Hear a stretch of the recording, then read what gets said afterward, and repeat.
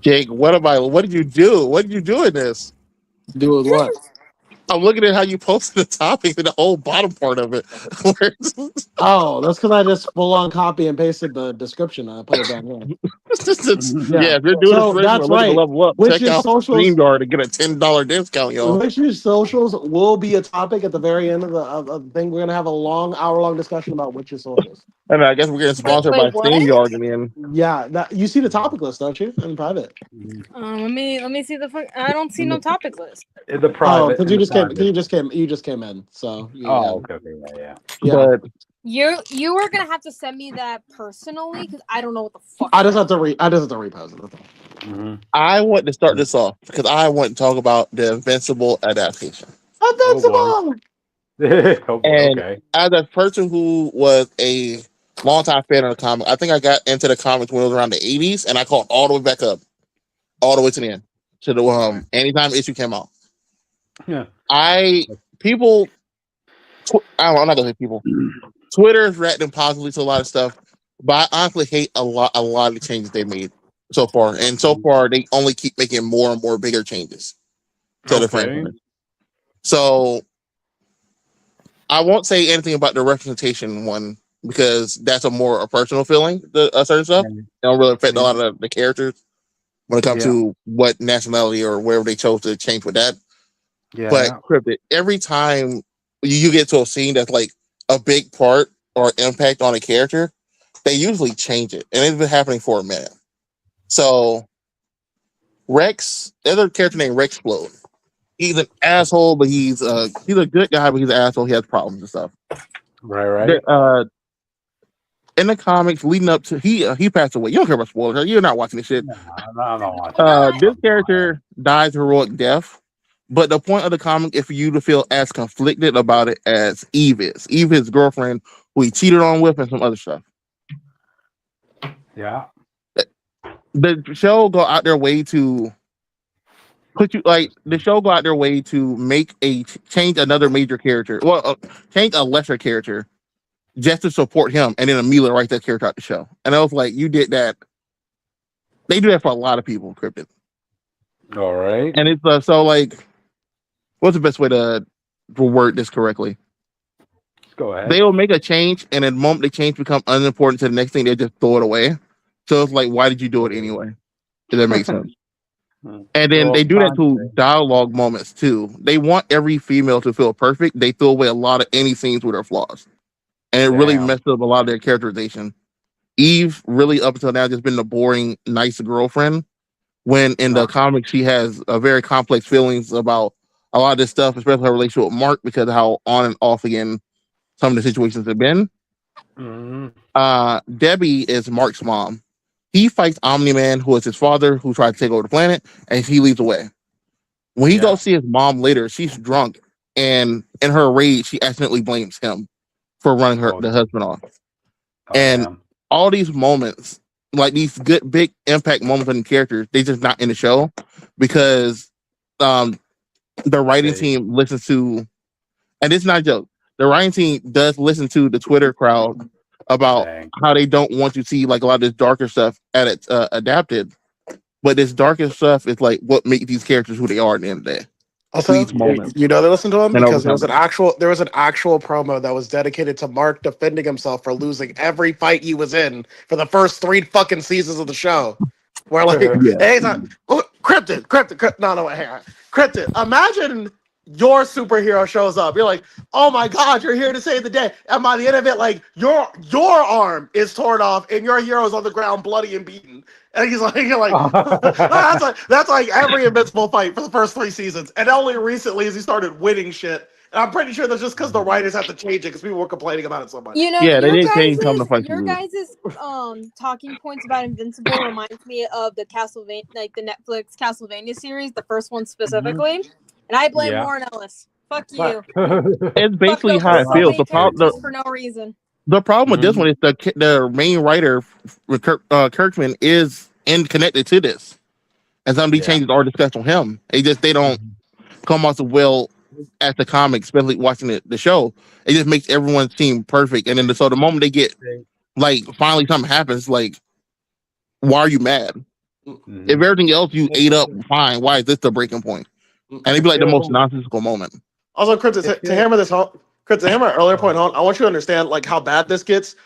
Invincible is like borderline Superman in his universe. Okay, right? Yeah. Basically, let's just say he's Superboy. Let's just say he's Superboy in terms of like the kid, not the Superboy Prime, right? Yeah. All right. Okay, yeah. So he's basically that. Now imagine if like Superboy got beat up by like the Thing, right? And he'd be like, that's pretty much a lot of Invincible's fights where it's like, oh no, he's still a rookie, he's still learning this. I'm like, bro, it's been like 2 years and you've had time.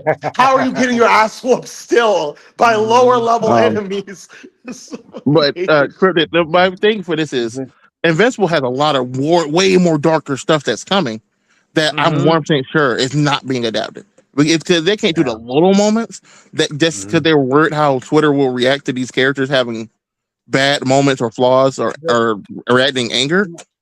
They can't do two of the biggest moments in the comic. I can promise you that. They're not doing it. And it's just sad, like even initially they changed a lot so far. It's just sad that writers just feel like if they do, like, let's say one flaw on the female character, then people will assume that that's how they feel about females all in general, which that shouldn't be the case. They all have strengths and weaknesses, you know. Let me be fair, they're doing it to men too, which is also a problem. But when it comes to females, there's a girl named Amber. She was Mark's first girlfriend. Yeah. They changed her black, which I was okay with, but then they changed everything about her character and made her very unreasonable. Her being unreasonable in the sense of like she's dating Mark. Mark is a superhero. He's damn near Superman. So he obviously don't want to tell his secret. It's also not his secret to tell. Yeah, it's his family secret. His dad is still a good person this time. At least they think he is. I want you to know, she gets blows up at him about like running off on dates and stuff, like like Spider-Man situation. Yeah. But then she revealed she knew he was Superman the whole time.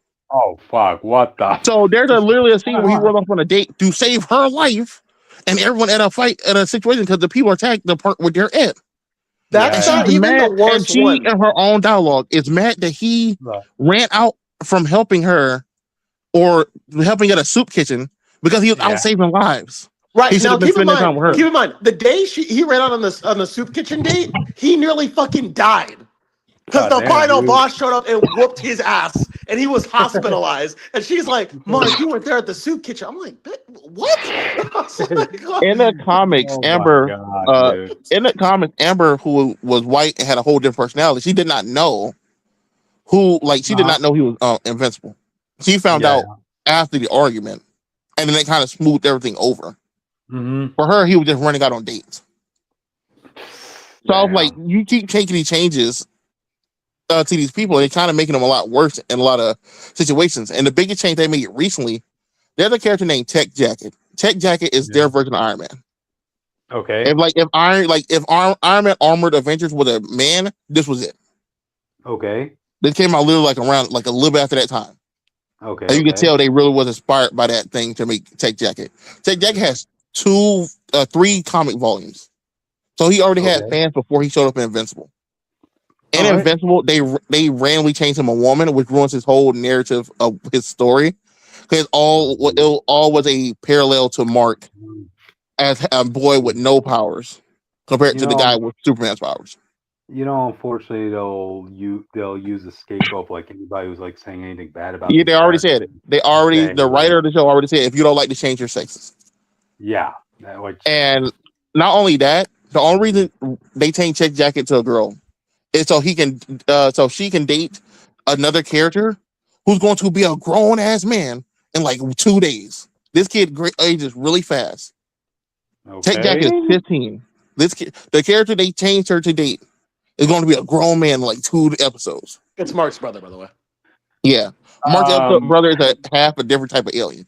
Yeah. But they age really fast. This man is going to be grown and old before Mark turns 20. Dude, well, make every second count in that situation, I guess. It's like you could have just made a character. If you didn't want to adapt the guys, Mark's brother gets a wife who's like a animal thing, like the inventory situation.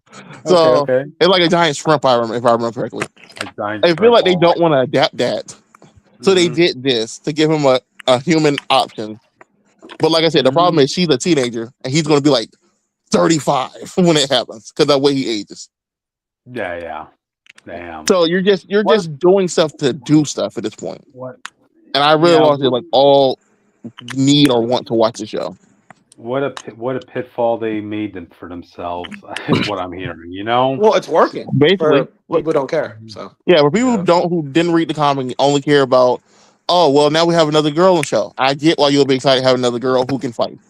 The problem is the two scenes that Tech Jacket had before they revealed it was a girl, they already made her way worse fighter than he was. This dude was killing Vitramites left and right. He killed a Mark variant. He killed one that was almost the level of like Mark's dad at one point. Also, if and those two scenes were changed drastically in the show. She needed help the first fight, and the second time she didn't even win that fight. Also, if Eve was competent, then she would be the girl who could fight because her powers are kind of busted. But that's what I'm saying. So it's like you want to do better representation for women, but everything you're doing is kind of pushing them back from what they were. Mm-hmm. And it is not, as a person who read the comic fully when it first came out, it's just not enjoyable adaptation for me. So I gotta pull out, man. Just here, when I talk about Eve, Eve is like the second most broken character in the series. Basically, she can make whatever she controls matter. She just can't control living things unless she's mentally handicapped. Right. And it's just more sad that someone like Austin, who is a fan of the source material, who has read the books before, would kind of actually be labeled as a toxic fan if he had anything bad to say about the changes they made, you know? How I feel about Castlevania. Basically. I feel like for being someone who does stay on about Invincible, like I still like it enough. I just was having problems with Mark. It's a good show. I just know it could be better if they just did some of the changes they made were fine. Like Circuit Ray situation, sure. Austin, you're not mad. You're just disappointed, right? Basically, yeah. I just find Mark unlikable at times, and I feel like he's very unlikable in the show. I don't know what they were thinking. There's a whole war that happened. There's a multiversal war. It's supposed to be making fun of like Crisis on Infinite Earths and all that, right? Yeah. Right? Yeah. So like all the Marks from different, because Mark is the only good Mark in the entire multiverse. From different universe attacking the planet. They're attacking all the major cities. Right. And this dude, his girlfriend gets injured. She's alive. She's going to live. Perfectly fine. Her legs broke. Yeah. They're putting her in a cast. This dude decided not to go out there and fight. He'd have said, and the worst part is they said, they're going to try to kill your mom and brother, right? He says, I don't care. Eve's in the hospital. And he stayed with Eve. Right. Can you imagine if Peter, MJ, he saved MJ. MJ's leg is broken, but she's alive and fine. And he decided to stay there while Aunt May was being attacked. Because the people did go to his house to kill her, to kill his mom. She just happened to not be home at the time. Right. Yeah. Never mind the fact that there's also thousands of people getting killed by people with your face. Thousands of people and heroes getting murdered. And you were strong enough to stop this. Right. Because he could fight two off at the same time. So he could pretty much take out one at a time. When it comes to the house, when it comes to all 20 of, it was like 15 of them. When it comes to all 15 of them, he's like the second strongest. Right. But I was like the show.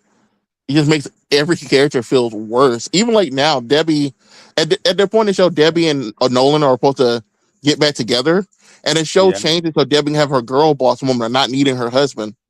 Oh damn, dude!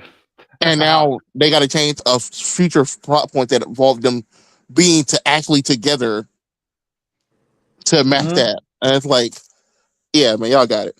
Y'all got it now. Well, at least there's an ending in sight, so you got that going for you. Yeah. But anyway, I think it's crazy. I think it's right at the same point where me and Jake were about to drop The Boys, but The Boys' final season's here now, so it's like we'll just finish it. Yeah. Well, this won't be the last time we have a discussion about a show where we might be dropping audience, so, or at least I might be dropping. But we'll get to it when we get to it. Anyway, we're 15 minutes in. Jack, just want to get started? Yeah, I wrote that took so long. Okay. No, it's all good. So anyway, welcome Comic Fanatic Live, the news reviews of the week, audience. You're here, me, Cryptid Secret 415. There's a goddamn limit to everything, audience. Never forget that. Yeah, Jake. Yeah. I'm Jake Talonol, and I just want you guys to know, Instagram followers can save you from anything. Okay, just believe in your Instagram followers, and there's nothing you can't do. And the sad part, he's not joking. We'll get to that later. I guess it's my turn. Ace Comics, Brick Wall. I don't know what tagline to use today. Okay. I'm not Star Force Mega Man. I guess I'm Mega Man EXE. I'm a Pirates. You got to jack in or something. There you go.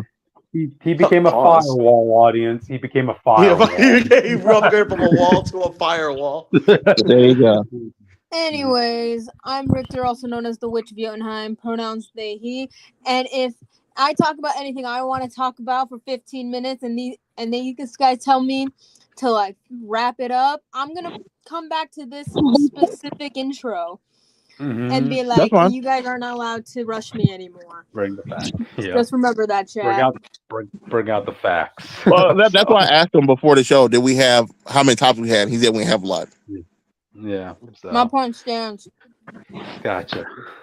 Anyway, Jake? And together we form the Phanatics, and we talk about the news and reviews of the week. And on this special Monday night, we talk about the media news. Okay, we're gonna be talking about that Punisher, about that girl who's super in Kryptonian. Okay, she got another trailer. All right, we got these X-Men. The family that keeps fucking each other. That we got another season for them. So, and we also keep got it in the family. Keep it in the family. And we got He-Man. He's back. But did he come back even stronger? Let's find out. We also have 2 reviews from yours truly. Mega Man's gonna be brought up twice tonight. I think the game will feed him. They put it in the trailer. Okay, all right. Well, and then you also have and then I'm doing 1 mystery review, all right, for something I played or watched.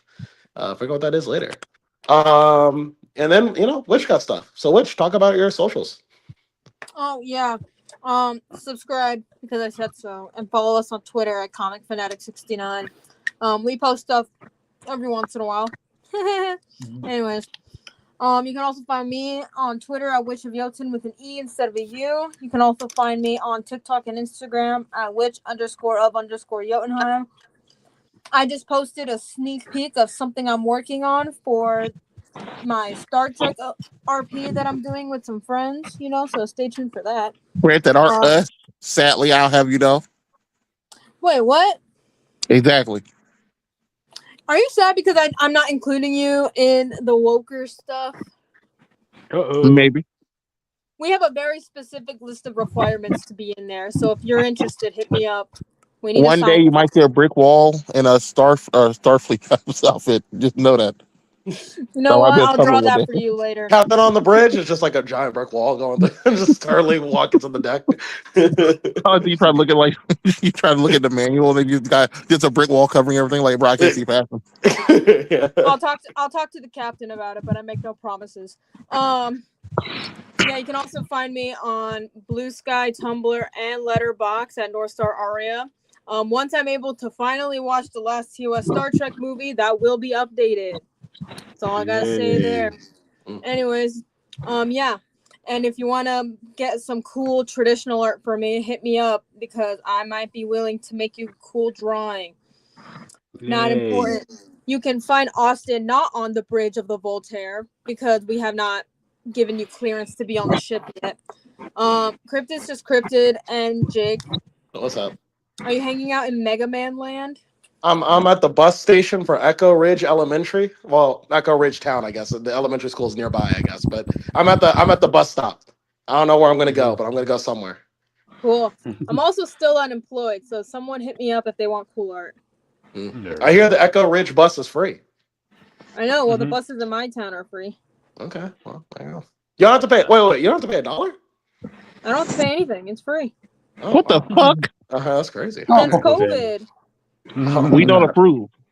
Yeah. Well, then come to Tucson. That must come out of tax money or some shit. Oh, potentially, yeah. I'd rather have my taxes go to the buses being free than wars that we should not be a part of. But that's just me. You're right. Taxes were the reason I couldn't stay up to watch Mario over the weekend audience. So I still have never had to pay taxes because I never made enough to actually have to pay taxes. Yeah, or else it's like you keep that money. You keep that money. That sounds like a pity more than anything. The government was like, "Ooh, you don't owe us jack and shit, but here is almost $4,000." I mean, I'm not complaining about $4,000. The government should give me more money, to be honest. You make it sound like you try to give a homeless $1. He said, "Nah, I think you need that more, bro." I did need it more than the government. What the fuck is this? Literally, there's so much construction that's not being finished here that I'm just like, you know what? At this point, give me the money. Right. Gotcha. Anyway, with that, audience, I think we should get on to the topics. So let's start off the first topic of the week. We're talking about Daredevil Born Again, Season 2, Episodes 2 and 3, audience.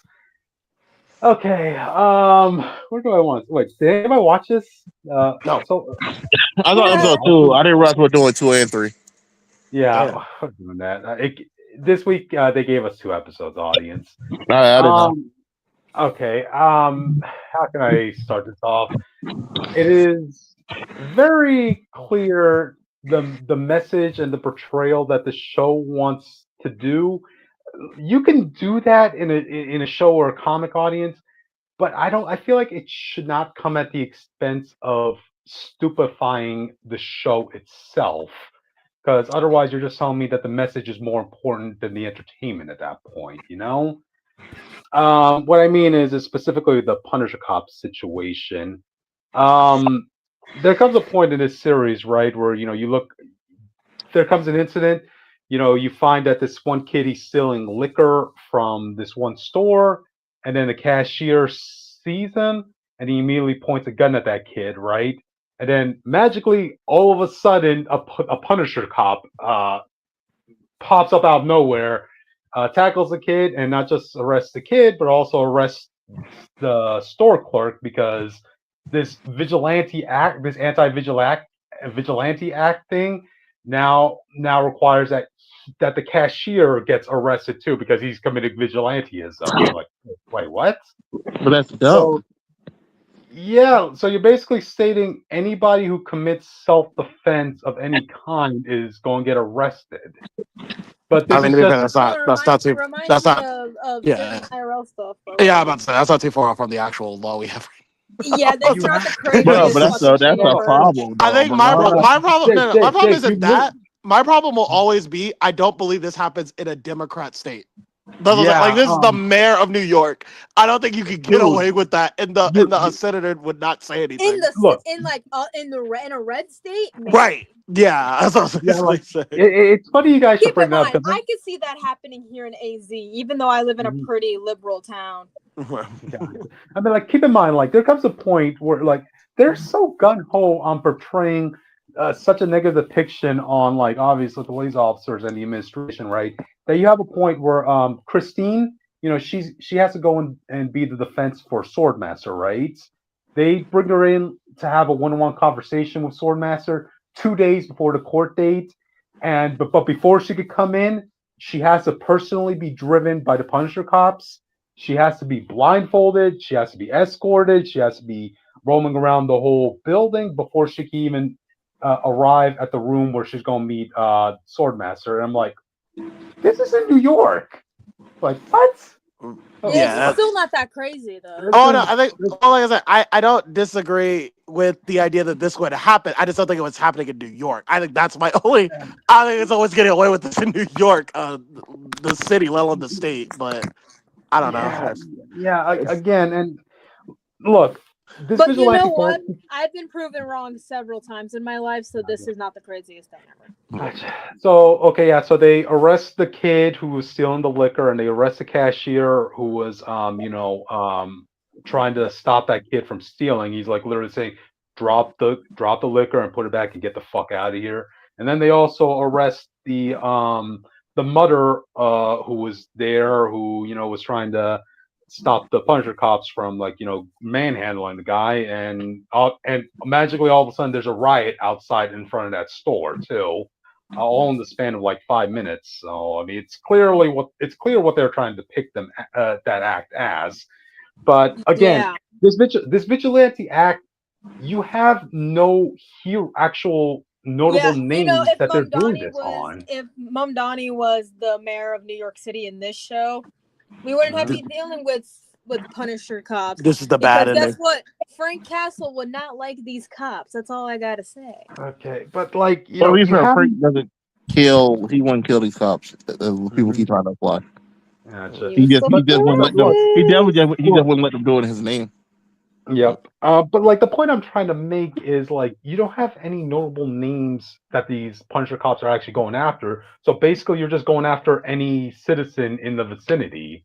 So obviously, again, you're trying to portray them all as bad. And look, you could do depictions in real life in a show, but as I said before, it shouldn't feel like it's just hitting you in the head with a hammer with that. Sometimes people need to be hit in like, the head with the hammer of knowledge.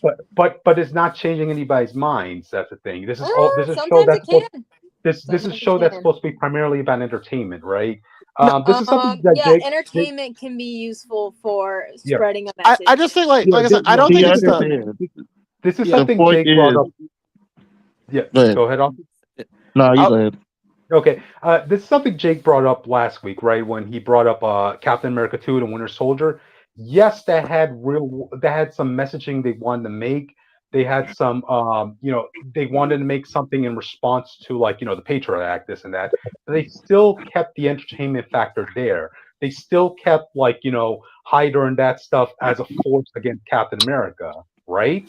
Of course, you had super soldiers, you had cybernetic arms, you had freaking helicarriers out there that were about to kill every threat in the vicinity. But then you go to Daredevil Born Again, right?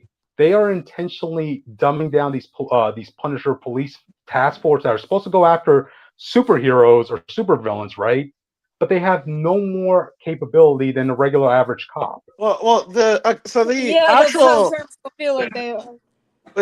actual critique they're trying to make is comparing it to ICE, which is, we're going to get real for a second, but we're not trying to say one thing or the other. We're just saying what they're actually saying. Okay, so ICE, realistically, this is not something I'm making up. You can look this up. A lot of ICE agents aren't really that trained. A lot of professional ICE agents, like the people who are been here longer, before the current administration, they have brought up that they don't like the new batch of kids because they're just young, gung-ho, they don't give a shit about the law. They're just trying to get in and just do something, right? They're not that's why you get incidents like the I saw pictures of ICE agents at one of the airports, and I was just like, really, this guy's an ICE agent, dude? This seems like one of the kids that would have gotten picked on at my school. Right. So the thing the show is trying to than me. Yeah, right. So the thing the show is trying to bring up is actual real, because that is the thing. Because originally the idea is just you get rid of, because ICE wants to get rid of the illegal immigrants, but that are criminals, but they go a step further and get people who are even legally documented. There are several cases about this. I think the issue arrested a 5-year-old. Right. So the issue I have with the allegory here is just that the setting. It is really the setting that doesn't make sense to me. Yeah. Leaving the senator aspect aside, the Democratic senator will probably have to step in. The news would be it's a very blue state, so everybody's going to jump in on this.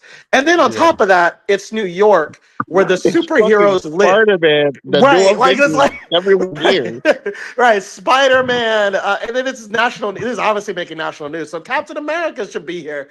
So many other heroes should be dealing with this, other than Daredevil. I think that's where it falls apart. I don't think the actual intention is wronging of itself, but you have to take into account the other things. Can I be honest with you? This would have been a better way to get us into Civil War than Civil War. I agree. That could have been something you would have done. Yeah. But Civil War 2 sucked, so don't adapt it. So. You know what? This kind of feels like Civil War on a budget, really. You know, right? So I disagree because they're clearly trying to.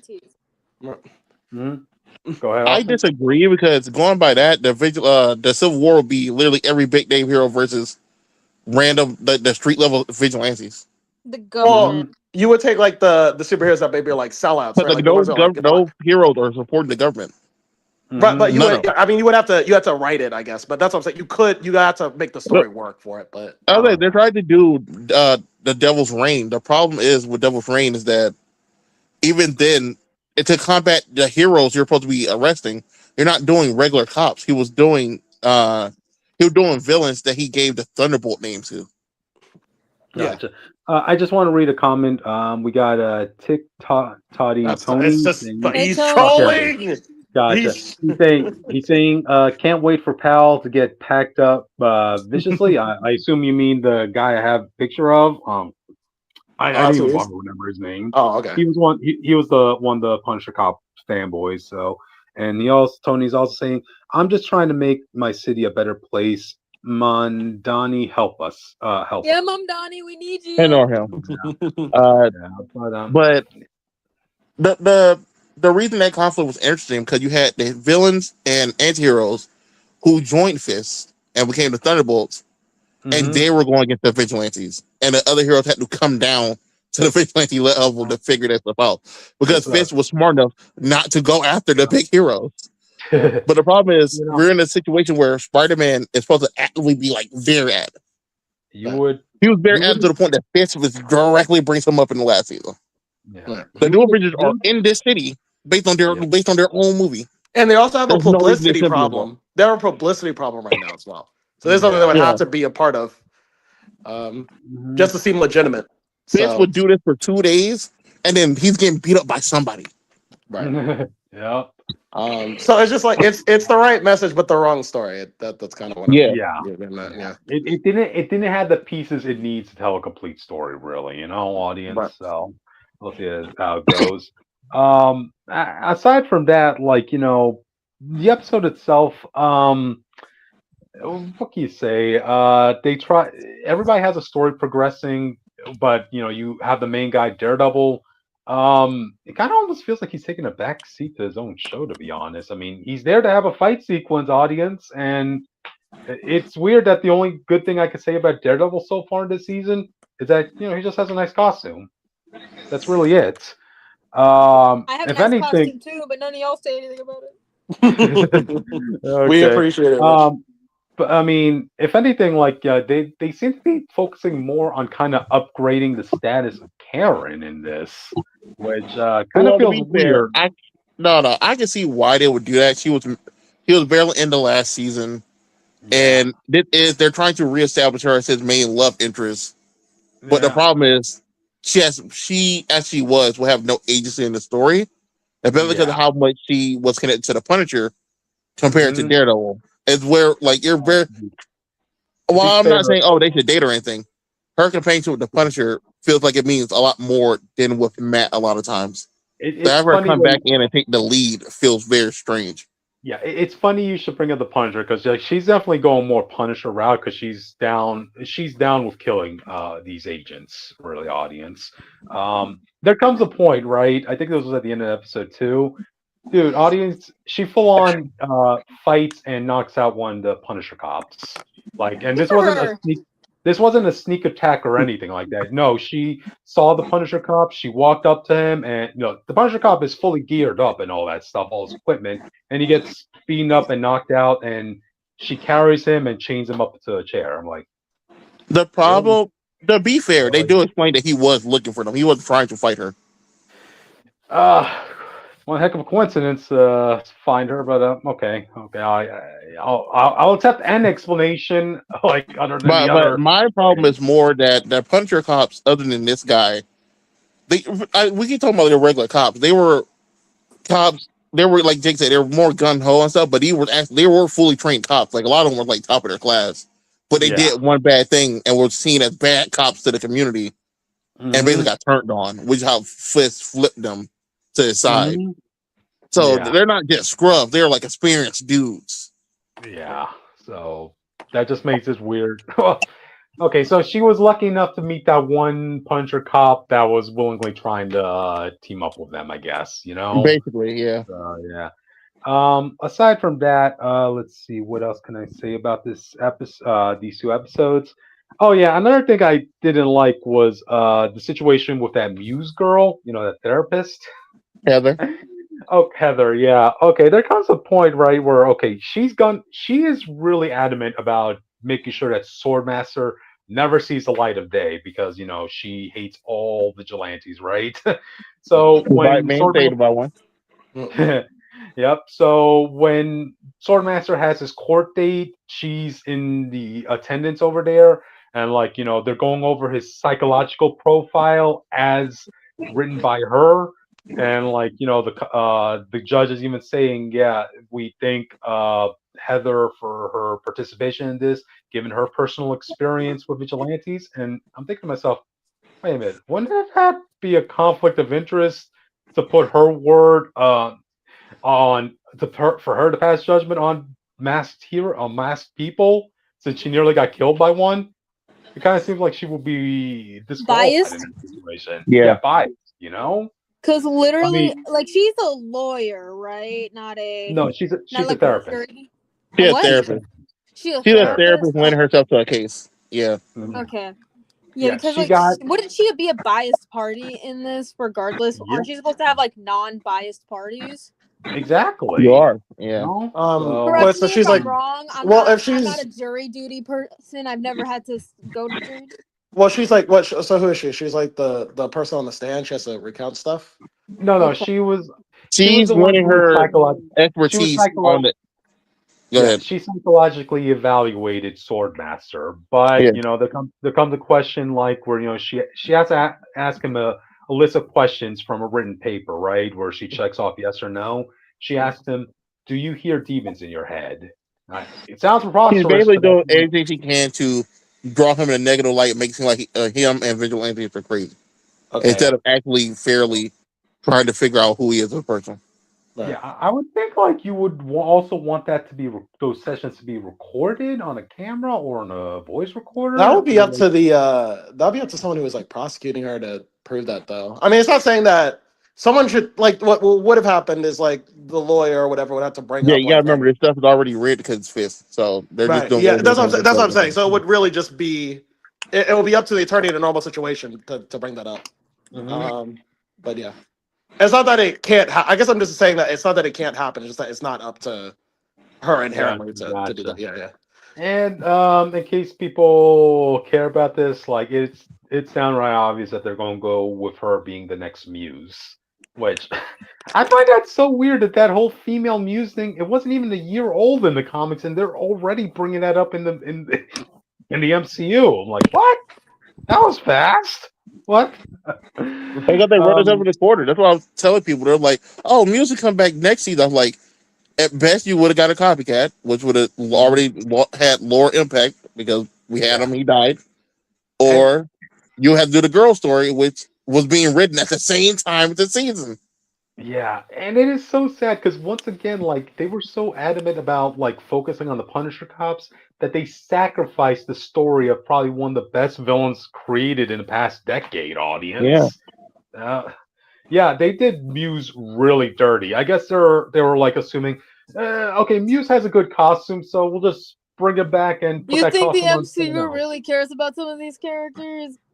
I think that Daredevil original writers did care about the characters they were Yeah. trying to adopt. Yeah. I'm talking about the MCU specifically, man, especially nowadays.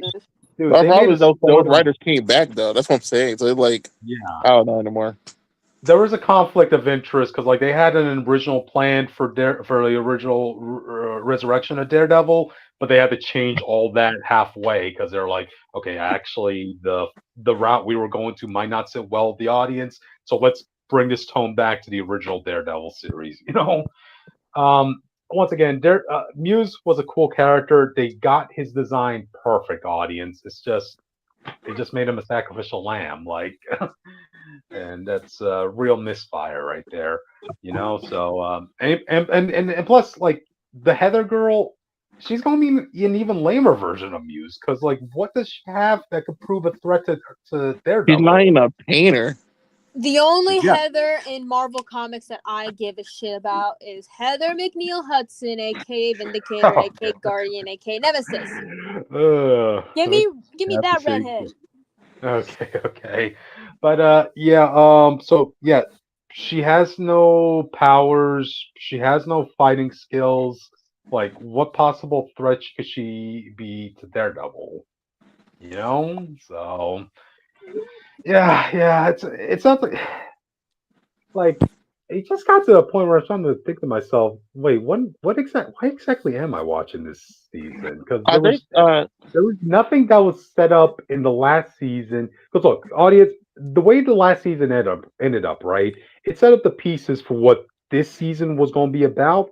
But a lot of the things that they set up were things that weren't really liked, and and this show just going to keep elaborating. The episode they set up was fine. It's just the way they decided to carry on with it is but like her being traumatized by Muse was not in the final episode of that last season.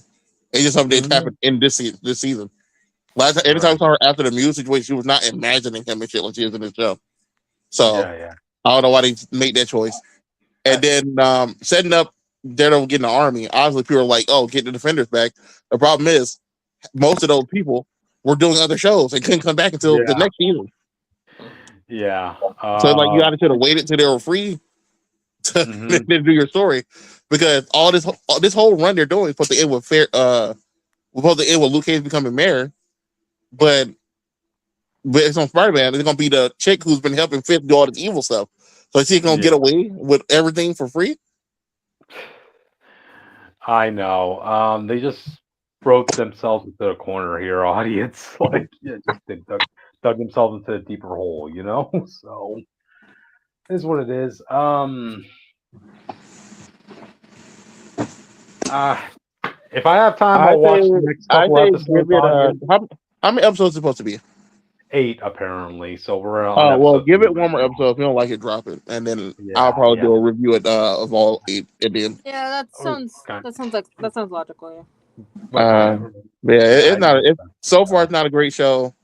And why? It seems like season 3 gonna be better. I have a genuine question for you guys. Yeah.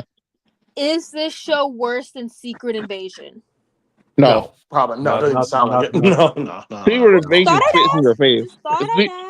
This thing is clearly just like worse writing, but Secret Invasion is like you spit in your face. I can at least say in this show that it has some good fight scenes with Daredevil, and then he has a cool costume. With Secret Invasion, though, I literally can't think of anything that came from that. Watching, there's nothing I enjoyed. Even Maria Hill's death was terrible. Yeah, most people don't even know she died. Oh, wow. Yeah.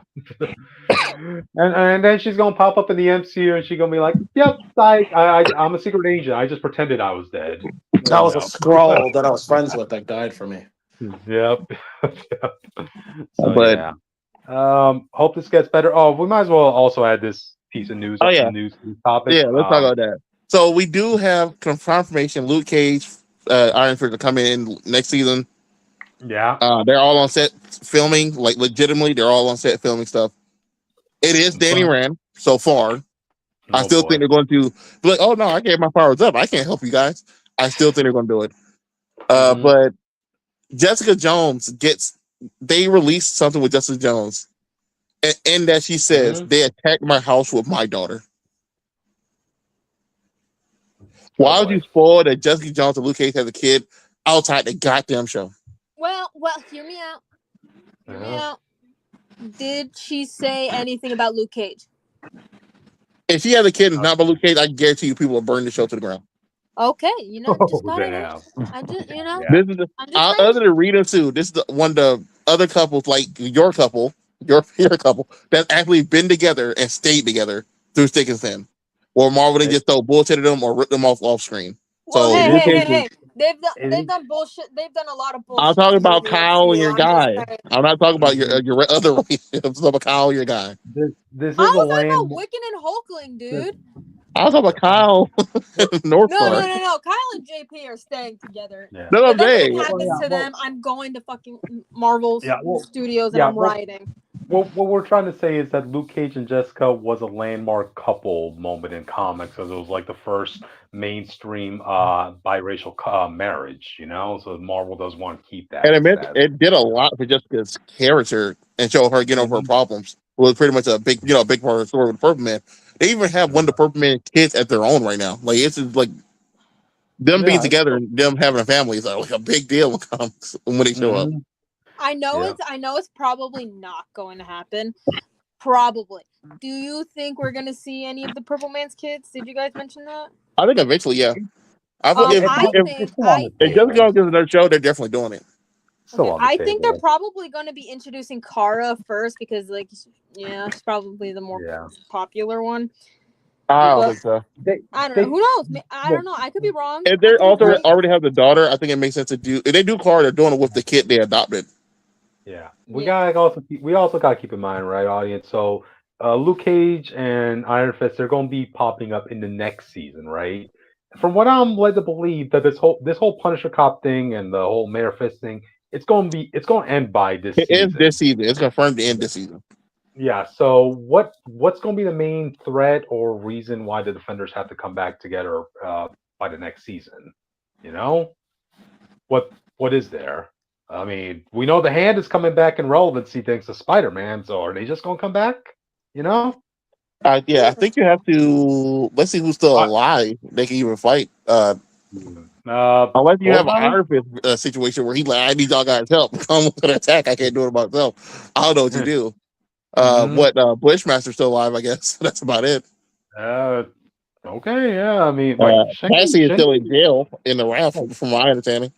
Wait, shouldn't Bushmaster be dead at this point? He didn't die. No, but by the end, his body is like the doctor said that, dude, you're going to have to take that serum for the rest of your life. Your body is screwed up at this point. Yeah, you just keep taking the serum. What are you talking about? Okay. Imagine stop taking your Superman powers. I'm just saying, I'll keep doing it. I would think it's like mutant growth hormones. You're telling me you can only live if you have to pop a pill each day. You know, eventually that's going to shorten your lifespan. But at least he can make it himself. It's not like he being supplied by somebody. That'll be the problem. Yeah, true. But yeah. So if anything, for people who kind of want to see this series move on from the Punisher cops, this season sounds like it's going to end with that. So fresh start, hopefully in the next season. Who knows? We'll see. So you guys have any final thoughts? Oh, go ahead. Wait, do you know if any of the Purple Man's kids actually became like him? I remember some tried to be hero. I know 2 tried to be hero. And the other ones kind of just are still young. I don't know about the other Purple Man kids, but I do know a decent amount about Kara because I've read Alpha Flight. Yep. So I only know her when she show up randomly in other books. Mm-hmm. Yeah, she shows up in other books. So she kind of she had kind of a rough start because, she was like 14. She was like 13, 14 when she first got introduced, and she just got her power, so she was trying to figure shit out. Luckily, Alpha Flight got to her before Purple Man, which isn't really saying too much, but besides the point. So she was a hero for a little bit, and then afterwards, she became more of a villain because of the Master of the World's bullshit. And then she was a hero again in Thunderbolts for a bit, and we haven't really seen her since. So it just depends on who's writing her. But to be honest with you, you can do a lot with her character. I'm not sure about the other kids, so I don't really read up on that. Like you said, that's Kara's story. The second oldest is the one that ends up with Luke Cage and them. Yeah.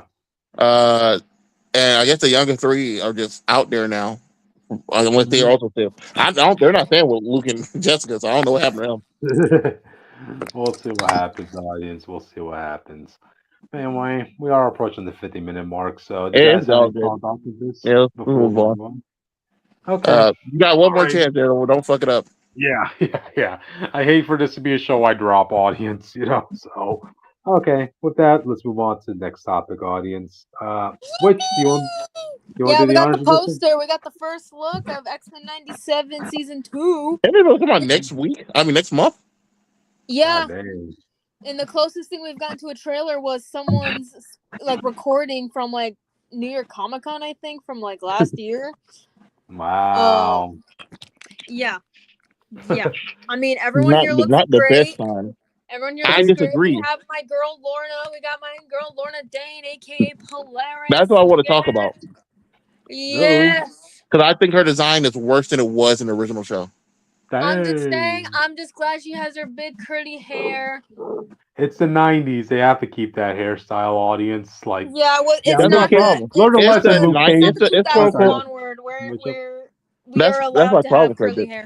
It's the 90s, but they're adapting the 2000 story of outfits. Yeah, I'm not gonna press about that too much. Okay. I'm gonna press about it. Look. If I get more than a cameo for my faves, I'm good. But honestly, they're probably just gonna be cameo queens for how they Cable was creepy as shit.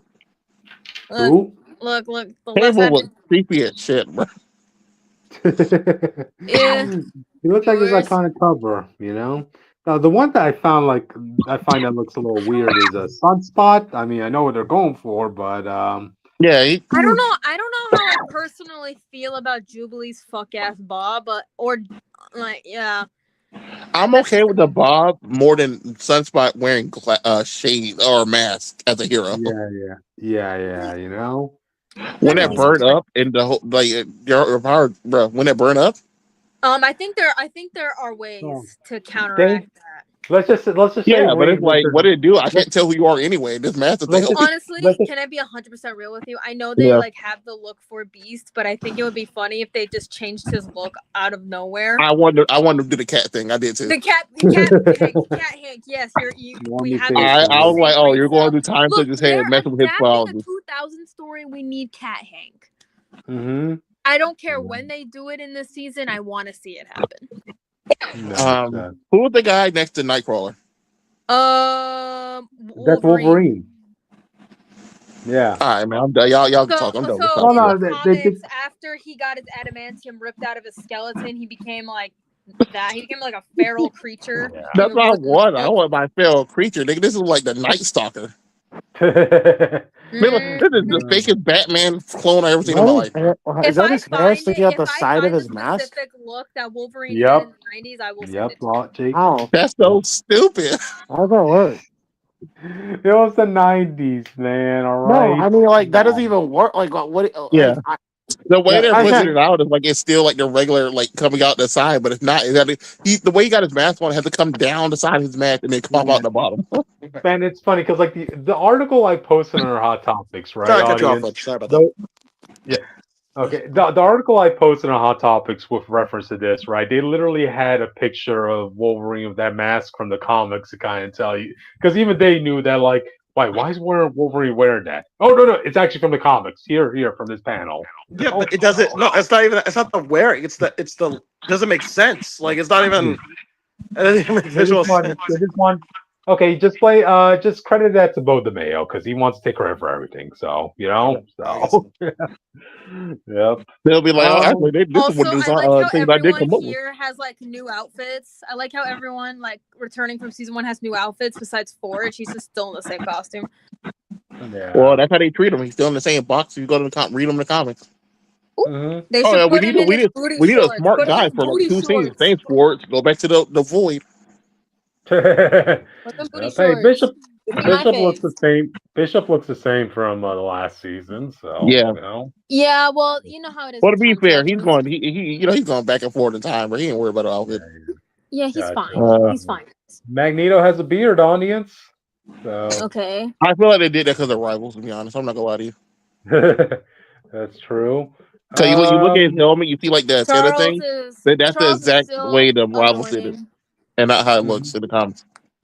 I just for the borderline dangerous messaging about how we might need to genocide other people. That's the takeaway people get from this. We might need to genocide other people because we can't get along with them. He just looks like Hope. I know that's the point. I think it's funny. We might get Kitty this season. Yeah. That's how bad we are. We might get Kitty. Yeah, that's the thing about like an X-Men property audience. Like dude, if you're a fan, you better be sneaking yourself into the writing team because you know everybody wants their favorite X-Men on this show. You know. Yeah, I'm still waiting for the day they're like, yeah, we'll put Wild Child in an episode. I saw a lot of people on Twitter discrediting season 1, saying they were nerfing and treating the women badly. Oh boy! And what I remember, other than like. Even Rogue's thing wasn't bad. It just fans reacted to it bad. Wait, how could they say that when Rogue was literally causing as much damage as a Hulk? They were saying, they were holding Storm back. Her plot was made into B plot. I'm like, there's 16 people in this cast. Yeah, and I'm surprised they barely gave half of that to Wolverine.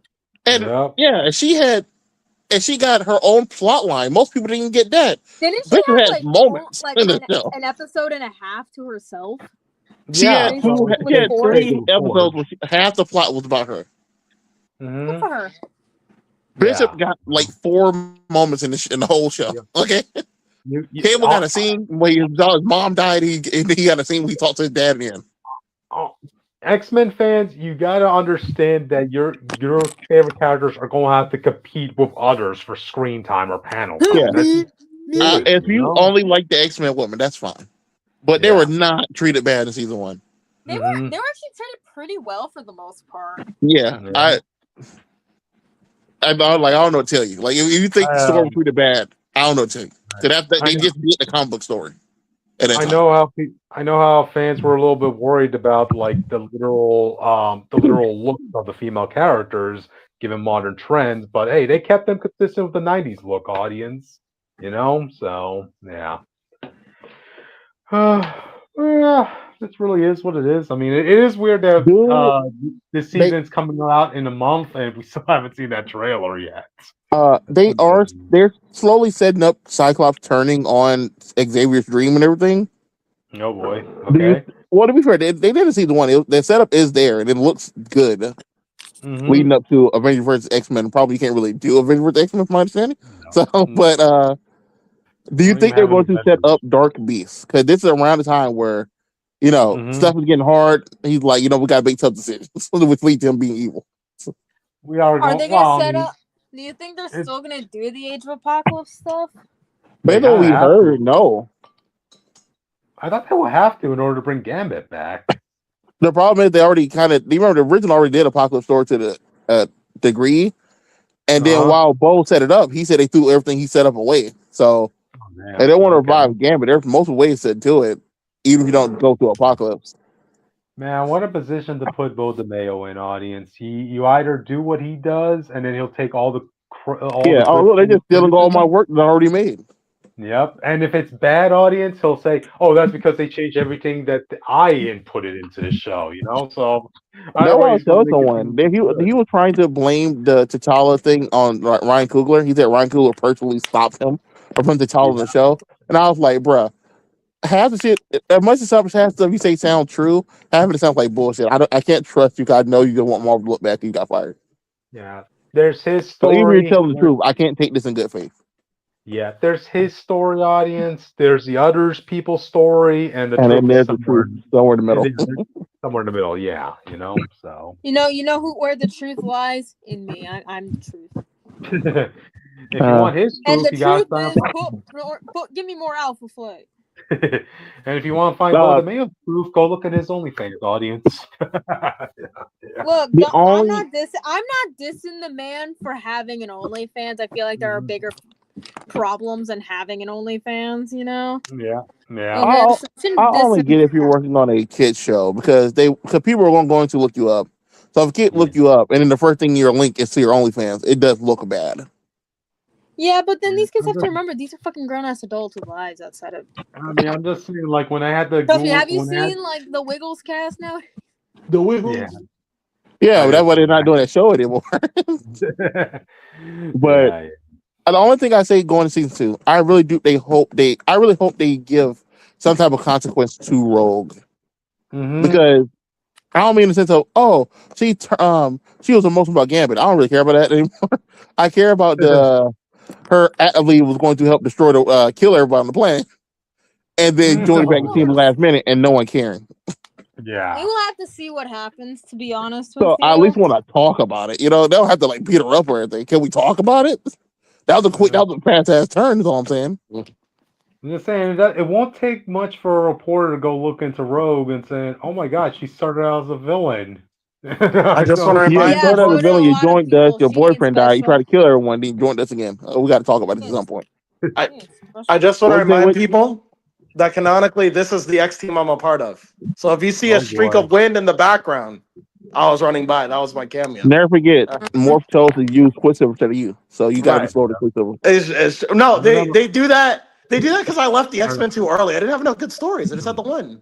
And remember, audience, Sentinels are your friends. So no, they ain't. Well, they are my friend. Yeah, they are my friend. No, it's a friend of Justin. My friend either. It's a friend of Justin, audience. They keep trying to attack me, and I have to keep telling them, "Hey, bitch, I'm not a fucking mutant, though. Okay, I just hang out with mutants." Bro, I was at the X-Men. The first day I was at the X-Mansion, I had to save the X-Men from the Sentinels. They are my friends. All right, we don't get along. Exactly, dude. It's like I got attacked because I was hanging out with an X-Men, with a mutant, just a random mutant on the street.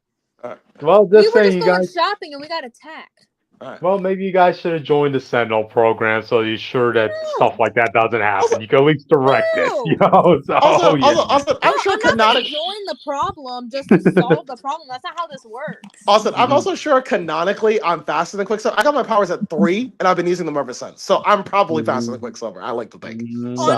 Honestly, Jake, a lot of people are faster than Quicksilver. That's what I'm saying. So I'm going to join the roster. He goes light speed now. Then I guess I go faster.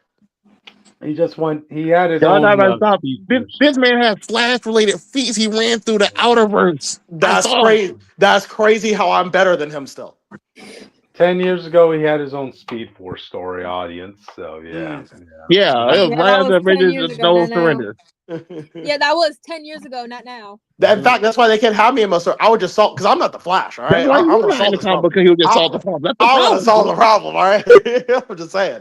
Listen, there's a reason he's only in Wonder Book. I went on a date with a mutant one time, and like, guess what? A Sentinel tried to attack us. Right. And I was like, "What the fuck, man? I just wanted to have a nice dinner out with my boo thing." And guess what? We had to fight a Sentinel. And guess what? I'm probably a better magic user than half of the people here.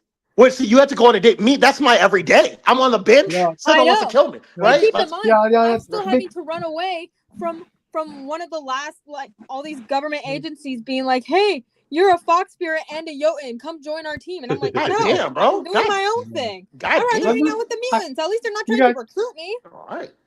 I should introduce you guys. One time, Tony Stark tried to like come recruit me to join the Avengers, and I was like, "Hell no!" Yo, I hate that guy, bro. Me too, honestly. God forbid I want to be paid for saving the world. I should really introduce you guys. I should really introduce you guys to Justin and his Sentinel. You know, who is basically his Iron Giant. I mean, yeah, he says kill all mutants, but he doesn't mean that. It's just part of his DNA. To be fair, in that zombie story, Valeria did make a Sentinel, rework a Sentinel to babysit him. In one of the zombie stories, yeah, I heard. Yeah. Gotcha. But anyway, I think we spent enough time on this topic. You guys have any final thoughts on this before we move on? No. Not really. Okay. All right, then. I guess with that, let's move on, audience. All right. Jake, let's hope my phone doesn't want to die before we get to Do you see the one that says Megaman and there's a letter S? It's star. It should say star. Just click that for me, please. Please. Megaman with a star. Thank you. All right, we got it. Okay. Get the photo you chose. Yes, it was. Listen, like Bionicle, it's hard to find pictures of Mega Man. The Star Force. It's really not, bro. Well, you know, next time for 2, you can pick that one. You can pick that one for 2. Anyway, so we're back to Echo Ridge to see the origins of Geostellar, aka Mega Man Star Force, the first superhero Mega Man. Okay, the common writer of Mega Man. Okay. We already reviewed the collection, but this time we're going to review Star Force 1, which I've never played. I've only played Star Force 2 and 3. I've heard of Geo's origins, but I've never seen it. All right. So this is like when you watch that show that's been going on for like a season, and then they go back to explain like how it happened, how the story happened. That like Spectacular Spider-Man did. That's what it was for me. Okay. Anyway, for those who don't know, Geostellar had his father taken away from him by a tragedy in space. And because of this, at just 7 years old, he decided to shut down emotionally. He doesn't go to school. He's homeschooled. And he's like an emotional wreck. He doesn't want to have friends or anything because like friends means that he can get hurt and he doesn't want to get hurt anymore. So so he's done this for like 3 years. And then one day while stargazing, you know, praying to his dad that he comes back or whatever, an alien shows up and his name is Omega X. But people call him Mega for short, because for some reason it's hard for people to say. Omega, I guess. Maybe he means Omega X is hard to say. Maybe. I guess. Anyway. So Mega says, "Hey, listen, kid. I know your dad. Also, an alien invasion is coming to Earth to kill me. And if they kill me, they kill the planet. So I need you to fuse with me so we can like save the fucking world." He's like, "I'm just fucking 10, bro." I'm like, what are you talking about? Oh wow. Oh wow. So you support a 10-year-old superhero. Another 10-year-old. Well, when I was 10 years old, and you know what's crazy? He acknowledges how stupid it is because there's several points in the story. He's like, "I'm a 10-year-old. I am a 10-year-old." Okay, he says this repeatedly. I don't think I forgot you didn't hold anything back with Billy. Yeah, but you want to know the difference between this world? You also want to know the difference. You want to know the difference You know the difference? Okay. This is a peaceful society, okay? This is the society that superheroes wish they lived in, okay? Oh, okay. Literally between games, like literally nothing happens. There's no Hey guys, before you continue your rant, Jake, sorry to interrupt. If my phone overheats again, I'll just see you guys tomorrow because I don't want to keep doing this bullshit every week. It's all right. Yeah. Mm-hmm. Yeah, that's actually. It's fine now. Wait. Do you still want to save for that that origin box topic? Because it does involve Captain Marvel. Can you put in the chat what that was about? Because I don't remember what that was about. One of the boxes has Marvel's powers in it. Okay, we'll talk about. No, we don't have to talk about that. Oh, okay, all right. We don't have to talk about that. All I'm gonna say about that is that Marvel should be the only person with Marvel's powers, and if he has to give it to anyone, it should be me. Gotcha. Also, as I was saying, this is a peaceful society, okay? Yeah. They've only been attacked. The world has only been in danger 3 times in a decade. Okay. I'll have you know, it was made peaceful by the previous Mega Man, Megaman EXE. That is I like how you guys say the previous Mega Man. So what happened to the previous Mega Man? Yeah. So he had his adventure. He got Jake, I found out he had a kid. Yeah. And his manga is about his he has a manga about his son named Patch. And Patch it has Mega Man Jr. as his nappy. Okay, I see. But yes. The previous Mega Man, he saved the day, he had 6 games, and then at the end he retired basically and became a scientist. Right. Also, it was more like a card game like Yu-Gi-Oh! Than it was like he had to physically fight somebody, like beat somebody's ass. So like, it's different. Anyway, my point is if Billy Briggs wants to be a superhero here, I'm okay. He won't have anything to do, but he can be here. I don't care. That's fine. All right. Anyway, so Geo now has to team up with Mega to save the goddamn world and also learn the values of opening his heart to others. Okay? And that is the basic plot of Star Force 1. I gotta say, I've heard this story is like actually like one of the best Mega Man stories in the franchise. I gotta agree. I think it is. I think it's more emotionally real than I think a lot of Mega Man games are. Because Geo doesn't just snap out of it. He needs to be repeatedly learn the lesson before he can nudge into the right direction. And I really do respect that. Like it's not just like one person telling him, hey, you need friends in your life. It's the repeated learning of the lesson and the application of the lesson. And there's even an arc where Geo does backslide back into his old habits. And then he has to learn that, like, because he gets betrayed by someone he thinks is his friend. And he's like, this is exactly why I didn't want a friend. And I like that arc for Geo because basically he has to learn that this is always going to be the risk of having people in your life. But it's better to live through that risk than to not live at all, basically. Yeah. So it's like a really cool, like in terms of all the kids' stories about friendship and all this other shit, I think it's a top tier representation of like what it means for someone to like open up to somebody, like the risk, like the power of friendship. It's one of like the better stories for that. Power of friendship. Friendship's magic, guys. Yes. Yu-Gi-Oh, Pokemon, Digimon, all that shit. Yes, and I think it's yes, and I don't know about My Little Pony. I heard My Little Pony is goated with the message, but I will say Star Force is definitely top 3 for me, at least in terms of what I've seen. So I will say that. They kind of took it up at the end. I'm not gonna lie. Right, well, yeah, they kind of like overplay it a little bit, but like, yeah. I will say though, so gameplay wise, this is a spiritual successor to Battle Network. So we're still doing card-based gameplay. I was gonna say turn-based, but it's not really turn-based, really. Basically, you have 3 panels that you own, and Mega Man can move between these 3 panels that are like left to right, and the enemies have the rest of the area. And they have their own little individual attacks and special moves, and they're basically battle puzzles. Basically, use your cards to give Mega Man power-ups, and you apply these cards in the best way possible to like counter, outmaneuver, and outplay the enemies until you finally like beat them. The game rewards you for how fast you get through these puzzles, basically. These can be really fun, especially when you start understanding the timing of enemies. It's simplified compared to Battle Network, to be fair, but I think the more quicker paced gameplay, and to be fair, Battle Network is supposed to be quick if you know what you're doing, but I think the quick paced gameplay really does feel exhilarating to play. It feels addicting to play. I just don't think it's as good as Battle Network from at least 3, which I played. But yeah, I think and then also they have these dungeons in the game that are like really cool, at least at the start. And then like you get to near the end and they just start dragging. They really start dragging it and dragging it. So it kind of gets a bit exhausting, and I'm kind of like, bro, I just want to finish the game. Thankfully, on the Star Force collection, which you can get now for $40 on the PlayStation Store, it's also available on PC and Nintendo Switch and all that. You Not can turn sponsored. right, not sponsored, but you know, if you want to pay We me, should be. I'll right, take a free. We'll take a free Mega Man merch here. All of us will. Either way. right. For real, I totally am obsessed with Mega Man. Right. Yeah.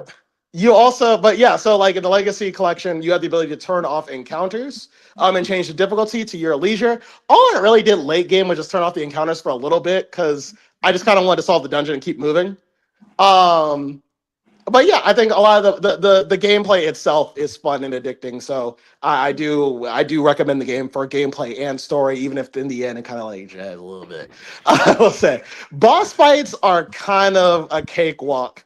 When you're a kid, they're probably not, because I remember as a kid, like these bosses, I feel like if I was still a child, I would still struggle with them a lot and probably get my ass beat a lot. I only died in the game one time now, Proud so of you. yeah, so you know. But hey, he got diced up a lot of times. Okay, I don't let got him no. lie to you. Hang on. He only died one time, but Right. there's been more times where he got low health in And boss I fight. In came fight, back like right? a protagonist. All right. Yeah. I still think my favorite fight in the game is probably the final fight in the game with the final boss. Just because Austin could tell you, bro, that fight was like, I was a moment I thought I wasn't gonna make it. Jake, And I just, Crypto, he fought Unicron. yeah, I obviously fought Oh, you. wow. And I thought I was not gonna make it. I was running out of cards and plays to do. I didn't even think my ace in the hole was gonna work, and I just had to last long enough to use it. And when I finally fucking used it and it worked, bro, I was so happy. I was so hyped. So that was a great fight. But in terms of the other boss fights, they're pretty simple. The thing that Mega Man Star Force shines with the most is its side cast, I should say. Mainly in this story. That, by the way, if you're like playing this game at the age they wanted you to play when it first came out, when you're like 10 years old, you'll probably be introduced to some things like the I love think. triangle. I think being as a kid playing it, I don't think you'll be able to really appreciate how this game takes on the tropes that you're probably going to introduce for the first time.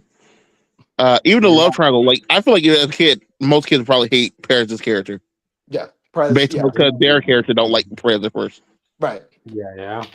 But playing objectively while watching Jake play objectively as an adult, you really do come to appreciate her abrasive style and why she is the way she is. Because it really does feel like a lot of shit would not get done if she was anybody else. That's true. I will say Prez is such a great character that she could have been the main character in like another universe. So Prez is the class president for what's she in? Fifth grade right now? Yeah, he's in That's fifth like grade. fifth grade, yeah. Yeah, fifth grade. So he's in fifth grade. She's the class president, and she notices that Gio does not come to school. Prez's goal in life is to be the president of the student body. So to do this, she needs to be able to bring Gio to school to show how cool she is and how viable she is as a candidate. Because if I can't save a friend, how can I be Hokage? Type shit, basically. So she harasses Gio throughout the game to get him to just go to school in person. And Gio sees this as annoying. What I appreciate about this is that Gio finds this realistically annoying. Like, it's not like he's not like, well, on paper, he's not supposed to be a dumb protagonist. He's supposed to be a very like grounded, introverted child, essentially. So having an extrovert as loud as Prez constantly hound him over and over again does get on his nerves repeatedly.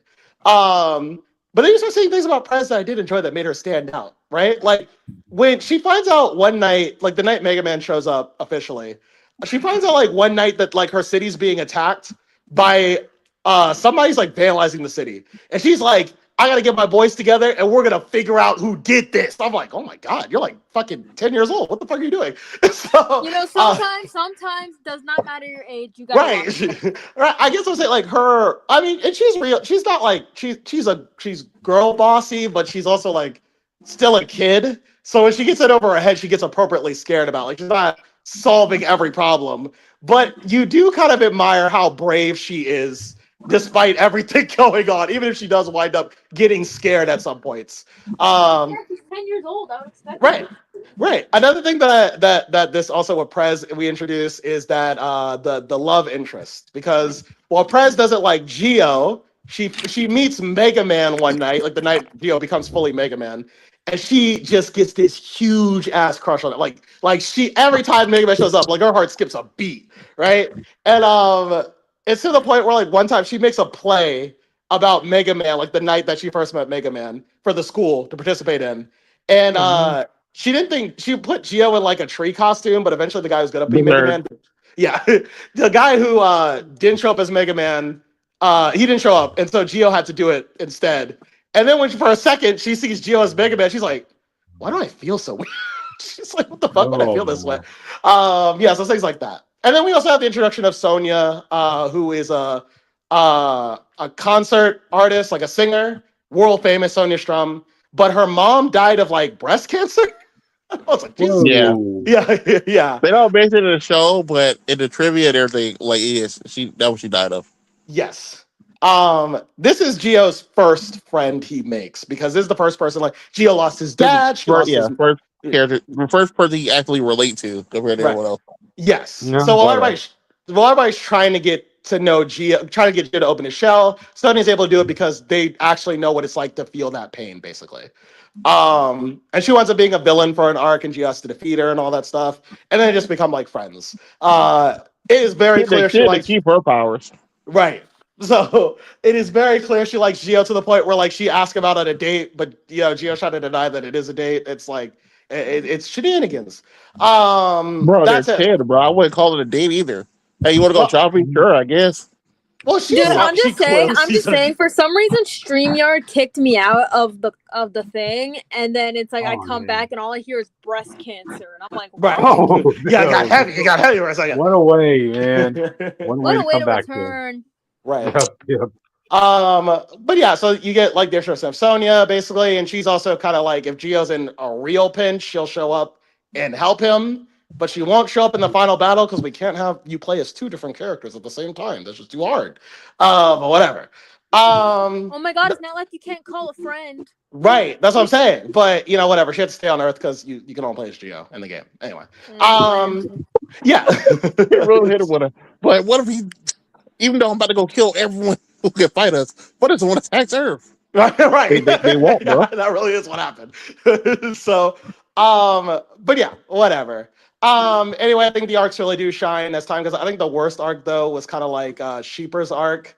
They have a teacher named. Yes, they have a teacher named Sheeper, and he has like 7 kids to feed, and he also has to teach. What's up? Wait, you know the show Penny and Stocking, right? I love Penny and Stocking. Oh yeah, because you want to talk about the 2 guys. Polyester and polyurethane? Sweeper looks like Garter Belt. Looks like Garter Belt? Yeah. You're gonna have to send me a picture later so I can. He looks exactly like him in a lab coat. Good to know. Yeah, and so Sheeper's problem is that like he's the teacher, but he doesn't want to teach like the other ones. He wants to tell the kids stories because they can learn anything in school, but they have to learn about life and shit. This is the worst teacher of all time. When I tell you he has the lowest grades, like his class got the lowest grades in the school because he wants to tell them stories and stuff. Can you guess what class he is? Math? What, history? Yes. No. He's a math teacher telling them stories about life and shit instead of equations. There's a student in the class who can't do his 1 tables. They're in 5th grade. He went up to 1 times 7 and then went back to 1 times 2. Yeah, he can't do his 1 tables. So the principal's like, listen, I'm going to fire you if you can't pull up those test grades. Also, we're going to introduce this AI thingy that can download into kids' brains so they can study better and whatever. And he's it was called the study something, but study wave. The point with the study wave. The point is to make you focus and retain what you're reading. Right. Okay. Yeah. But that's bad because it it forces the kids to learn. The way the kids describe it does sound horrifying, to be fair. But like the way it was described to me initially, I was like, to be fair, I thought it was more because the guy was messing with it, the evil spirit thing. That's what it was. That's my problem with the art.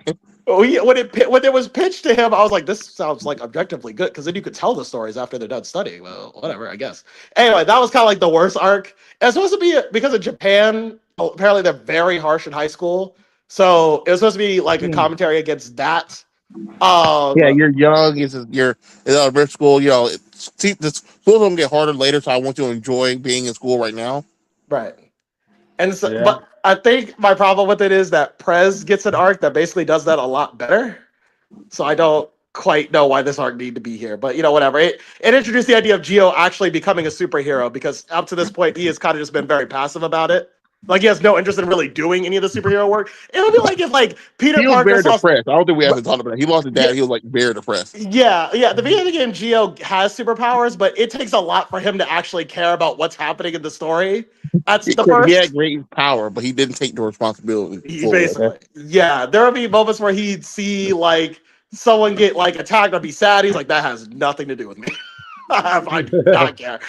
So, and I'm not gonna lie, I do like this development, because by the end of the game, Geo becomes kind of like a badass. I'm not gonna lie to you. There's like a scene where like he's just like where he fully becomes Mega Man. Like he fully takes in all the lessons and everything, and he moves around like. And Austin showed me like he moves around like a fucking Bleach character, fighting like these fucking villains across the city. I'm like, yo, this fucking badass. What the fuck? But yeah, it's cool. I love Geo's character. I love his development in this game. I will say the ending is kind of corny. It's a little bit too corny. It almost didn't stick the landing. Basically, Geo gets lost in space after saving the fucking planet from an alien invasion of biblical proportions.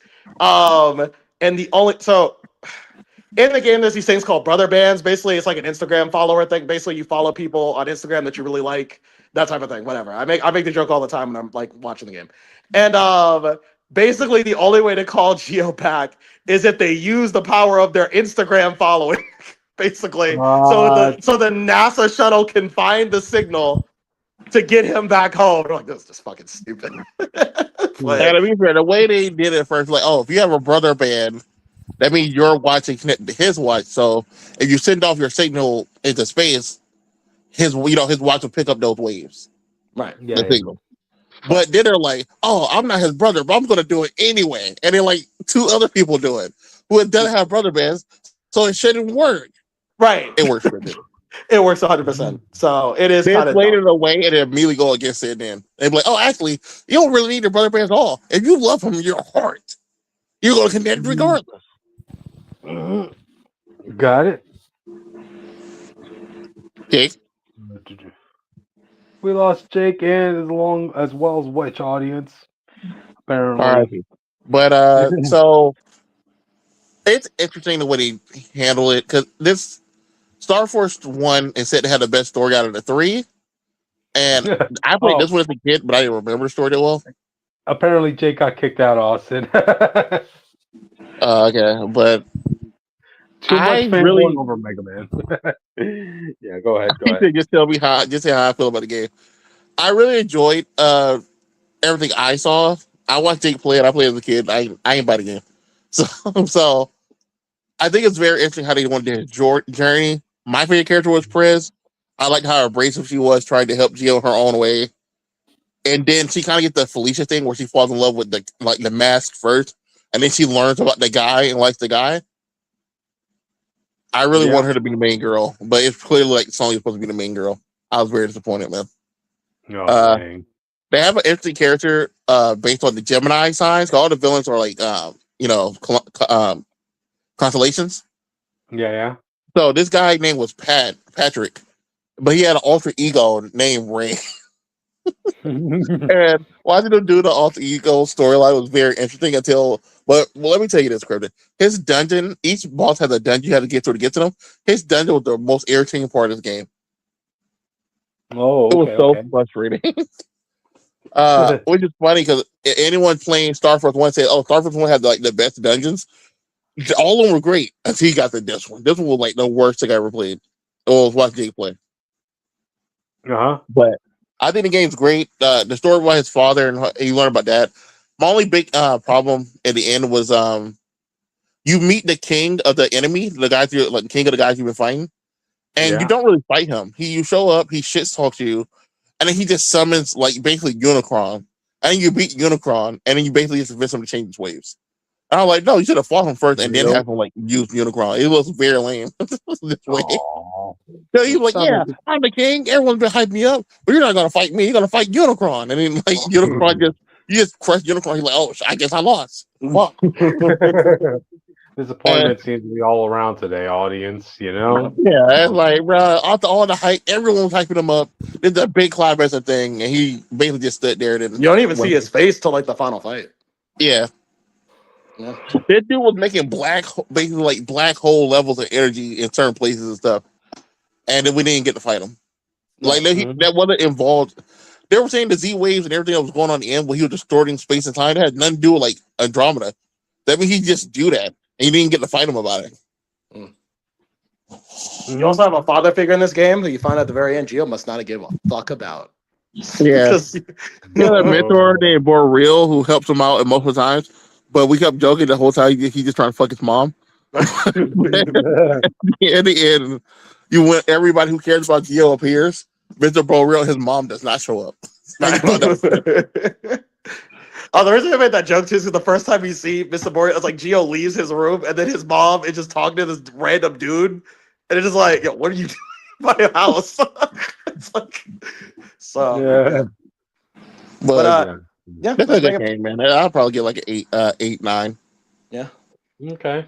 That Patrick doesn't really keep from not finding the king really makes it not a 10, bro. They were very close. To be like a 9.5 at least. Right. Got it. Gotcha. Sure. Shout out. But alrighty then. Man, we're about to be approaching the hour and a half mark. So, guys, you guys any thoughts before we move on? We're good. All right. So, with that, audience, we're moving on to the next topic. Who wants to do the honor of introducing this one? Yo, Supergirl came out, and they said we're just adapting the comic for the most part? Question mark. Except for Lobo being here. We're adapting the comic, except for the actual look of the book. Right. Along with the overemphasis on crypto as well. Like. Well, I mean, crypto was a huge motivator in the book, though. That was actually he was a motivator, but apparently he has actually very throughout the film. Yeah. Yeah.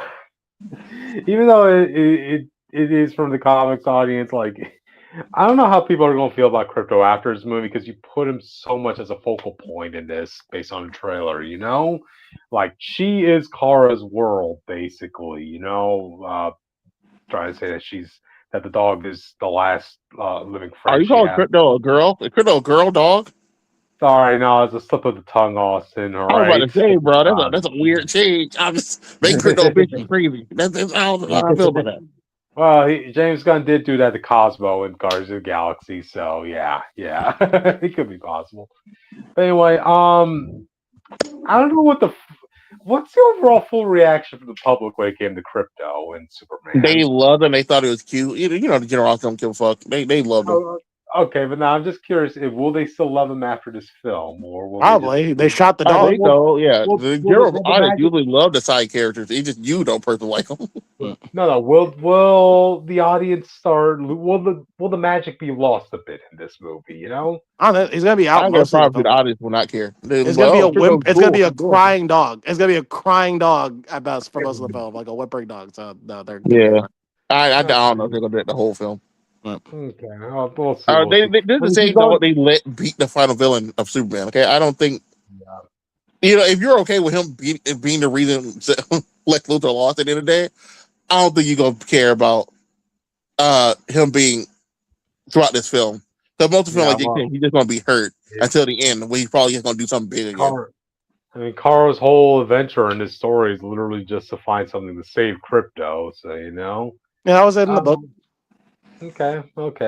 Well, at least they're being faithful, I guess. I mean, I didn't read the top. My problem with crypto was that, the only reason he even get hurt here, because he has to get hurt for the story to happen. Yeah. But my problem was when he showed up to the final fight, they're gonna do the thing where he's just soloing the threat because they don't want to really see a guy punch the shit out of a dog. You know what I'm saying? We're not going to see crypto beat the crap out of Lobo. Come on. Apparently, that's not even the plot. Apparently, for most of the plot, Lobo's working with Kara or for Kara. Oh, okay. Better what I saw. And yeah, we did get to see more of Lobo in this trailer, and I gotta say, it's Lobo. Like, I mean, I know people want to say like, well, that's Jason Momoa being Jason Momoa. Yeah, that's why everybody wanted him to be casted as Lobo. You know, I'm sure we're gonna have some some entertaining scenes with him. But yeah, what are your guys' other thoughts on this trailer? Yeah, it seems like it's about. They even had the scene where she's on the crypt. She's stuck on the kryptonite planet, and she's gonna be kryptonite poisoned. It looked like the comic, but very visually uninteresting. Yeah, the music choices make it feel like they're just adding just Guardian Galaxy isms to the stuff. Yeah. I don't really care about Lobo, so this doesn't do anything for me either. So I'm probably not gonna watch this movie. I just need to see him light a cigarette with a blowtorch audience, or with the fire from his rocket. You know, so we'll see what happens. I'm as excited this film as I was when I first saw the trailer, which wasn't that much, but hey, hopefully I'll enjoy the ride, you know? So. And like I told Cricket, I'm excited to see this movie as I am to go to the dentist. And I had to go to the dentist, a couple last month, audience. I needed to go there. So, you know. Yeah. Anyway, alright guys, that's really it. Do you guys have any final thoughts before we move on? No. Okay. All right, then, audience. With that, let's move on. This might be a quick topic. Look, too. it's Jake. That is Jake me. That's Jake after finding out a real Reed Richards might exist. I have to prepare. You're gonna be one of those like crazy doomsday prepper, Jake. You know, like yeah. I know. When Reed's here, you're gonna need me to save you. Then I'll whisper, no. Gotcha. But anyway, so yeah, we got the latest He-Man trailer, and we got to see more about Skeletor. Well, I should say more. We actually got to hear his voice, and I gotta say, pretty spot on. Like, I know everybody was a little bit worried when you heard Jared Leto was going to be playing him, but for the most part, his depiction seems faithful to what we might expect to Skeletor, you know? I wasn't really worried because he was playing him because I think the guy can act to a degree. Yeah. I believe and for Morbius, I thought he was really good at Morbius, just the movie was bad. But I'm more concerned about every film he's been in. The last 4 or 5 films he's been in have been flops. So I don't think this dude or his agent know what quality script writing looks like. You see, this is the movie. The movie is bad. Is all I'm saying. No, this is why the fact that he has to do this role, Skeletor, he has to actually play the character. He can't just be his own method acting self, you know. So it does feel like something different from what Jared Leto has played before, you know. If you didn't tell me it was Jared playing Skeletor, I never would have noticed, to be honest. You know. So I think that's the best compliment I could give. As far as the rest of go ahead, Austin. No, you finish. I was just about to talk about the rest of the trailer. So no, that's all I was gonna do. I was gonna say I like the appeal of what they're trying to do in the sense of like, all right, he was born in Eternia. Something happens, so the mom, fleeing for safety, brought him to the real world, but he still remembers and wants to go back. I think that's a little bit more creative than just being like, oh, he's in the real world, get isekai to Eternia. Or the usual type of plot. Because even if he sees them, he's like, I know exactly who all you are. Like you don't remember me because I look different. Because apparently time moves different outside that universe, out of the Eternia. Yeah, but like, I remember you all. So I like those little moments. I still don't like his cry. I have power, but it is what it is. At the end of the day. Not everyone can have that bass, can change from Prince Adam to Dad and have that bass in your voice. You're not a voice actor, obviously.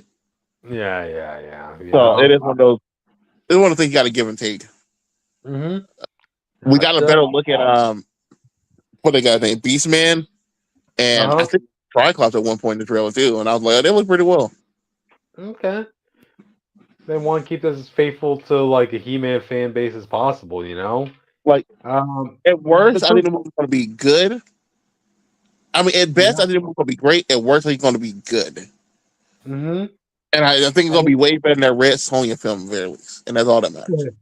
Yep. And hey, audience, if this film underperforms in the box office, we can always blame Jared Leto for that. You know, so. And I'll blame Hasbro. And I'll blame Kevin Smith, audience. Just I to will throw that in. He did. Yeah, he did kind of hurt the visual of He-Man's brand for a lot of people. Yep. Yep. I'll blame the Pope, to be honest. But oh damn, dude. That's fair too. Yeah. I mean, hey, godless He-Man. audience, it won't be the first time fans have to see like a really badass, awesome trailer of He-Man, only to actually watch the full product and get swept under the rug. You know, so hopefully this film delivers. You know, so looking forward to that. But yeah, I mean, those are really all my thoughts on this trailer. You guys have any more before we move on? I just want to see if Skeletor actually tries to master all the universe. To become the master of the universe. I know, like they do people in the background, because they just kind of look like random Lord of the Rings villains. I'm not gonna lie. They have to save the budget somewhere, Austin. You know. I get it. I just wish they had more skull imprinted type masks, I guess. Gotcha. But yeah. I'm not complaining too much about the film. We're gonna watch it when it comes out. We'll see what happens. Gotcha. I definitely won't be sleeping during this film, audience, because there's no taxes in the near future for me. So, sure. All right. All the karate class. All right, then, audience. I guess with that, we can move on to the next. Go how ahead, many Austin. did you pick up? What? How many did you pick up? All of them? 2, 4, 6. So, Mega Man Dual Charge was doing a promotion, and they made a contest where you could have made your own Mega Man. Hold on, we've introduced another Mega Man on the show. Just so people are aware, we're talking about the classic Mega Man. Oh, we're talking about classic Mega Man. I guess this is the name. Rockman. Rockman, yeah. Rock. Yeah. Not Geo. Yeah. Your character they'll lend the, go ahead. What you're saying? Yeah. Your character could be part of Mega Man lore, and also you should not expect a single dime to come after that, audience. Yeah, that's your choice, though. Well, to be fair, we make it clear with the contest, you will win some money, but that money is buying the concept from you. All right? You better get joy from seeing it in games. Just saying, look up Puzzle Man, audience, and the history of him in Marvel, you know? So if they really want to be a weasel about it, they'll just say your character had a child, and bam. So yeah, expect even less money. To be fair, like you said, I don't want to be on the Marvel side, but if you do a contest for your thing in there, you're giving up the right to that character. Yep. I'm actually letting you draw something for me, and your bonus is that you see in the comic. But it's one of those. I get it. Yeah. If you're making money off my thing, I want money too. But the point is, the contest is in the final stages now. We have 6 finalists. So I want to show the audience that I wish Wish was here for this, to be honest. Which the artist. Yeah.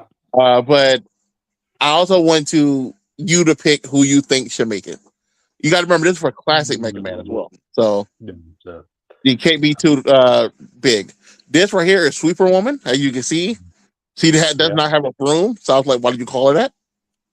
She has a vacuum. I call her Vacuum Woman, I guess. I'll call her Sweeper Woman.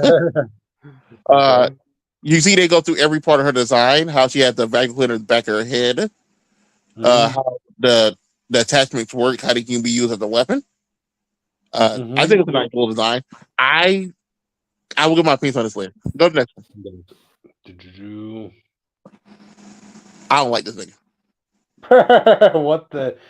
Too much going on here. Cleanser Man.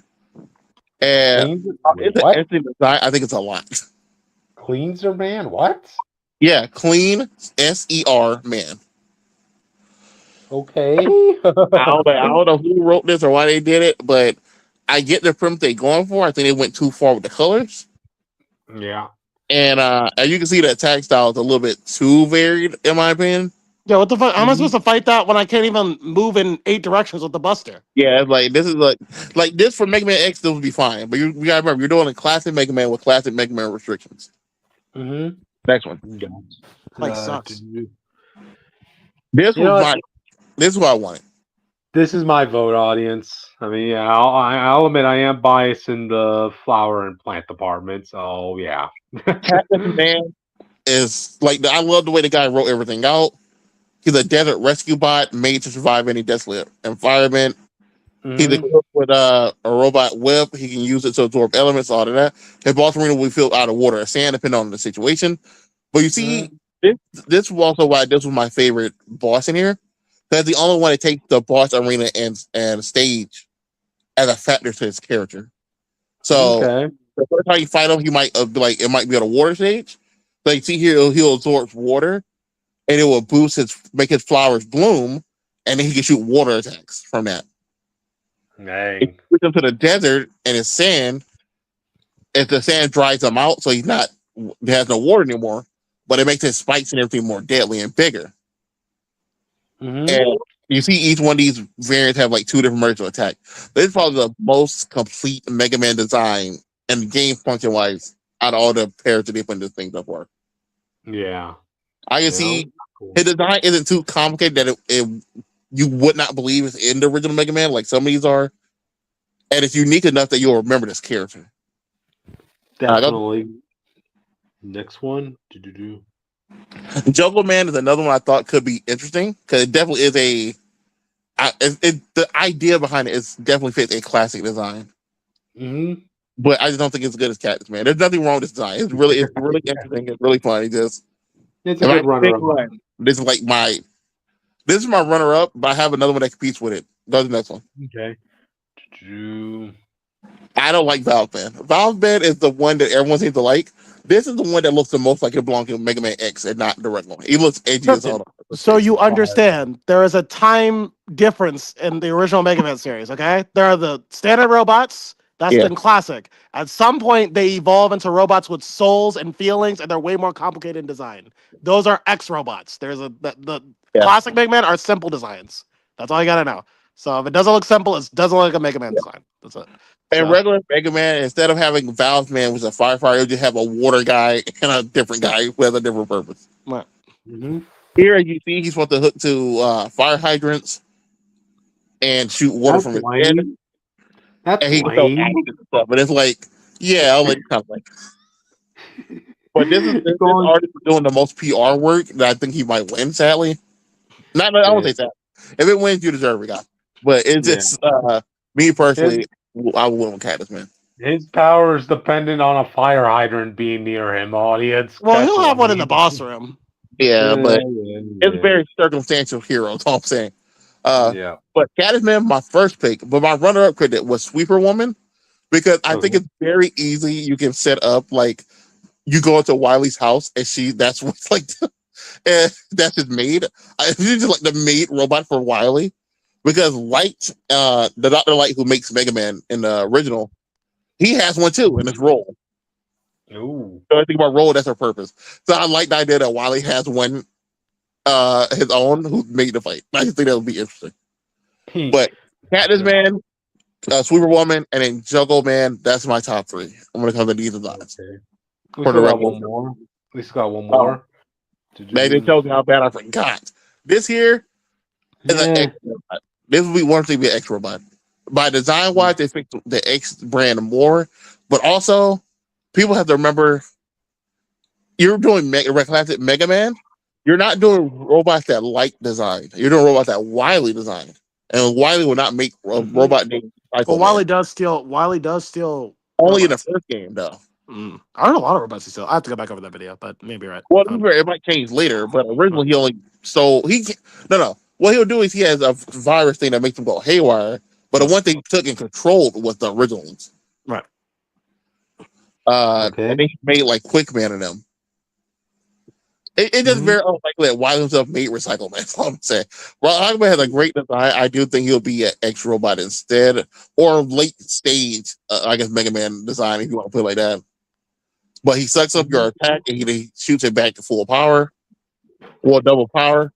they could be interesting to fight, but they'll be like the first boss, like the mini. This just feel like a more easier boss to fight. Uh-huh. That's all I was saying. Yeah, he seems straightforward. Well, compared to the other designs, he kind of looks a little dull, really. You know? Yeah. Mm-hmm. Gotcha. But That's all I was yeah. talking about.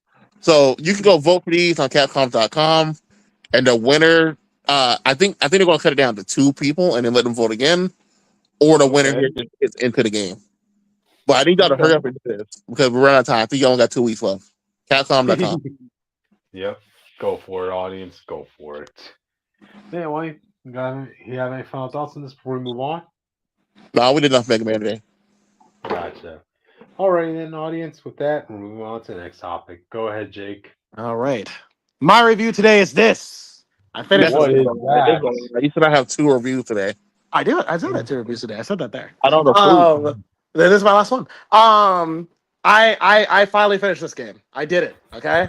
I sailed the Aegean seas and fought against not the Persians. I fought the Athens. Okay. And the cultists, the Proto Templars, to talk about Assassin's Creed Odyssey. This game is did Origins have RPG elements? I feel like it did, right? It had like a level system. Okay, so this will be the second RPG, right? Yeah. Okay. So this is the second in the RPG trilogy of Assassin's Creed games. This is kind of when people said, okay, stop doing this. We don't want RPGs in Assassin's Creed. And they said, fuck you, we're gonna do this one more time with Valhalla. For this game, you play as Cassandra or Alexios, but canonically it's Cassandra, the assassin of Greece. Only she's not an assassin.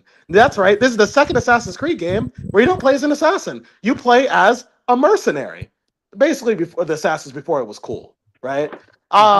You have been separated from your family because of a prophecy, a quote unquote prophecy that said that you and your brother will destroy Greece, essentially. So you don't really have a lot of love for the world right now. You're kind of angry and shit.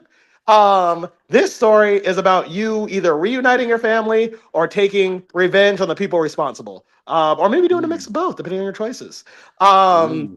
People didn't like this game because this introduced the idea that you can't assassinate people if they're like a higher level than you.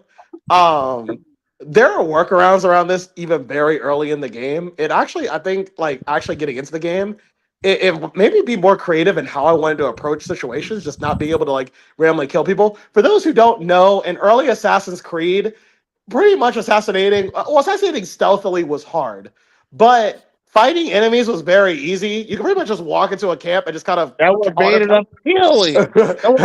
No. Fuck Jake, man. Listen, y'all. As a classic Assassin's Creed connoisseur, I like okay? classic Assassin's Creed. I just Out here.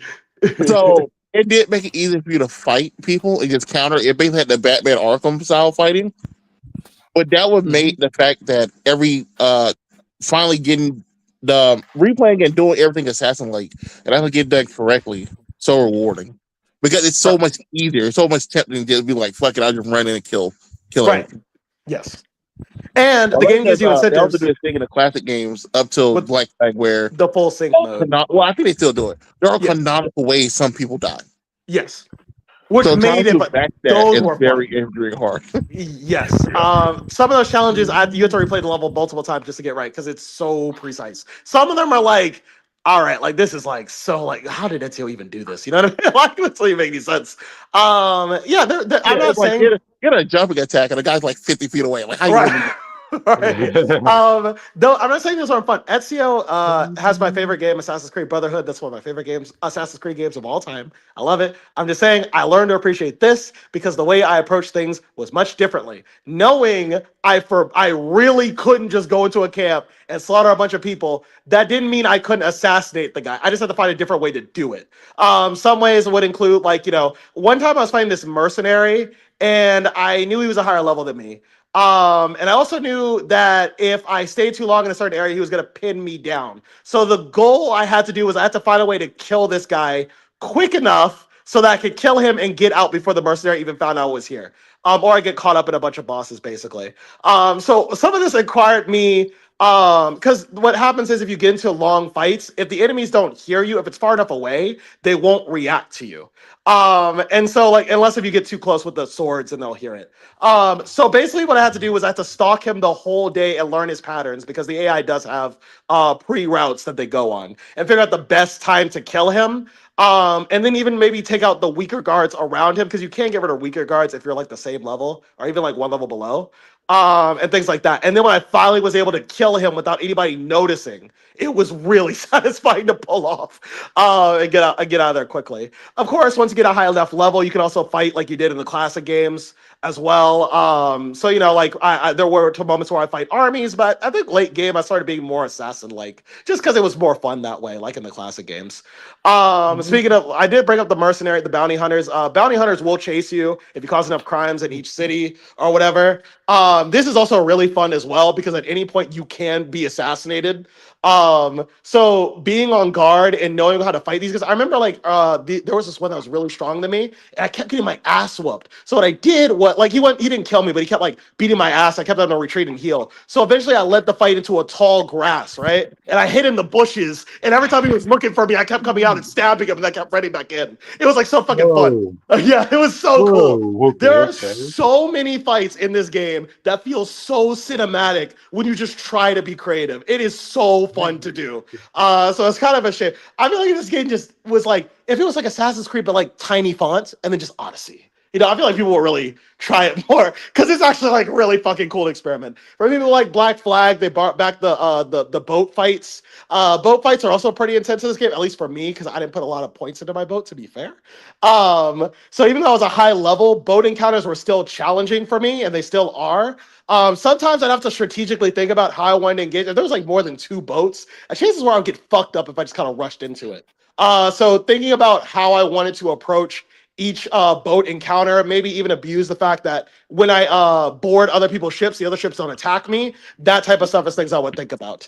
And Black Flag, I remember Black Flag being easier with the boat encounter. They weren't really that difficult, I think, if you just stuck to your boat level. But and also maybe can attest on that. He loves Black Flag.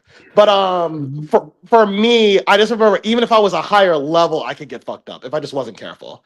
So it's things like that. Side missions are fucking great in this game. Side missions are fucking amazing. Every side mission, well, and almost every island, there's like entire storylines for that particular island. One island, one country, I had to like try to help a rebellion uprise against like this cultist guy, and I started this kind of like, listen, I ain't to brag, but I started this kind of infidelity plot line with this girl. Basically, yeah, I thought, yeah, I'm gonna cheat on her man, and then he found out, and so when we say, so I didn't even think about it because he never brought it up again. So when I actually did the whole rebellion thing, and then I killed the guy that her husband wanted to kill. So we were at a party. I go to the guy, I'm like, "Hey man, you want to join the party?" He's like, "You know what? Like, actually, fuck you." I'm like, what are you talking about? He's like, "First off, not only did you kill the guy I wanted to kill, but you fucked my wife, and you thought I wouldn't find out. So fuck it, we're fighting right here." And I was like, "Oh fuck!" So we had to fight to the death on the beach, and then I had to go to the wife. I had the option of telling her and that I killed her husband. I'm like, "Yeah, he just kind of went to Sparta or something." Yeah. He's cool, so I just kind of lied to her. There's also the cult mission. So on top of being hunted by bounty hunters, you also are hunting other targets like the cult. The cult is the actual people responsible for your family separating. But each cult has different factions. So like there's a cult in charge of like overlooking the city, overlooking the seas, dealing with politics, dealing with the arena, that type of thing. And each one has their own branch. And your goal is to hunt down each of them in different ways or different missions that unlock them, basically. Some side missions will let you do it. But when I tell you there was a cult member, I remember this fight well too. I finally found this one cult member I've been looking for like a couple days. And I found her sitting on a bench. And I tried to like assassinate her from behind. And when I tell you so I got some of her health down because she's still a higher level than me. She had more gear than me. And then we got into this huge fight in the alleyway. And when I tell you, it was like a fucking clash in the streets, bro. Because at some point she just did like a ninja vanish. I thought she like got away. And then she stabbed me in the fucking back. I was like, oh fuck. And then we had this whole like huge clash. It was so cool. Like I said, there's just so many cool ways to engage with the NPCs in this game that it's just like hard not to love it. Story-wise, Cassandra's character is actually really fucking goated. She might be one of my favorite characters, like Assassin's characters in the franchise. Because one of the things I love about the RPG elements is because we're in the modern day. We know the Greek stuff isn't real, right? But like they don't. There's like a boat conversation. This man is important one for like 20 minutes, bro. I hate this shit. There's a moment where you're on the boat and you're sailing across the seas, and like Cassandra will bring up something. She's like, "Yeah, I have this like." She has this crewmate named Barnabas. I really like him. He's a cool character. And he's like, and you're like, "Yeah, I had this weird dream, but you guys are gonna laugh at me." He's like, "No, no, just talk about it. Talk about it. We don't care. You're a friend." And she's like, "Okay, well, I just had this thought that like, what if the stars aren't signs of the gods, but they're like maybe little tiny suns in the sky?" They're like, "You're fucking stupid. What the fuck are you talking about?" So yeah, but in the actual gameplay, how this translates, there's some side missions where you can play up the fact that maybe you do believe in the great gods, so you actually get that authentic experience. Maybe you believe you actually are a demigod, but you also played up, no, like demigods aren't real, gods aren't real. Fuck them. I'm who I am. Things like that.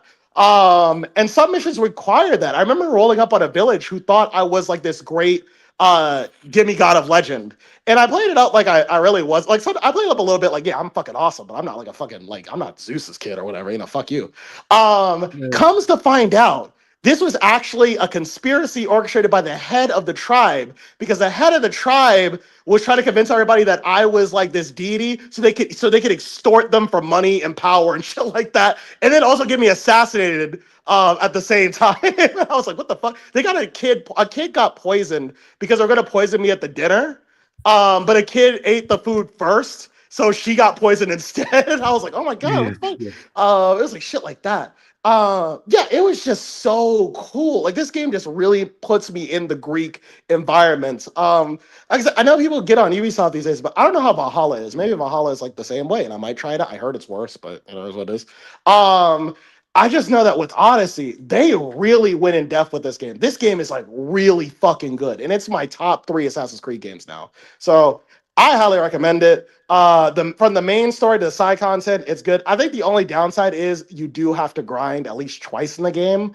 What I did to mitigate, there's like a part where you get to a huge level gap between where the game wants you to be and where you are.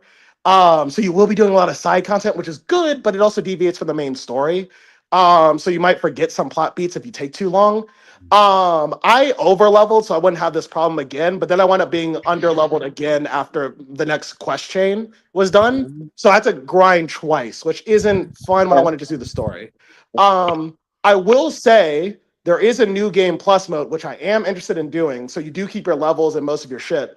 So you can replay the game and at your own pace, because you will have your levels and shit. And you can scale the world how you want as well. So you can scale islands to basically be like close to your level, so you always have that challenge, or you can have them be where they were at the start of the game. So some islands are gonna be just piss easy compared to the ones later in the game.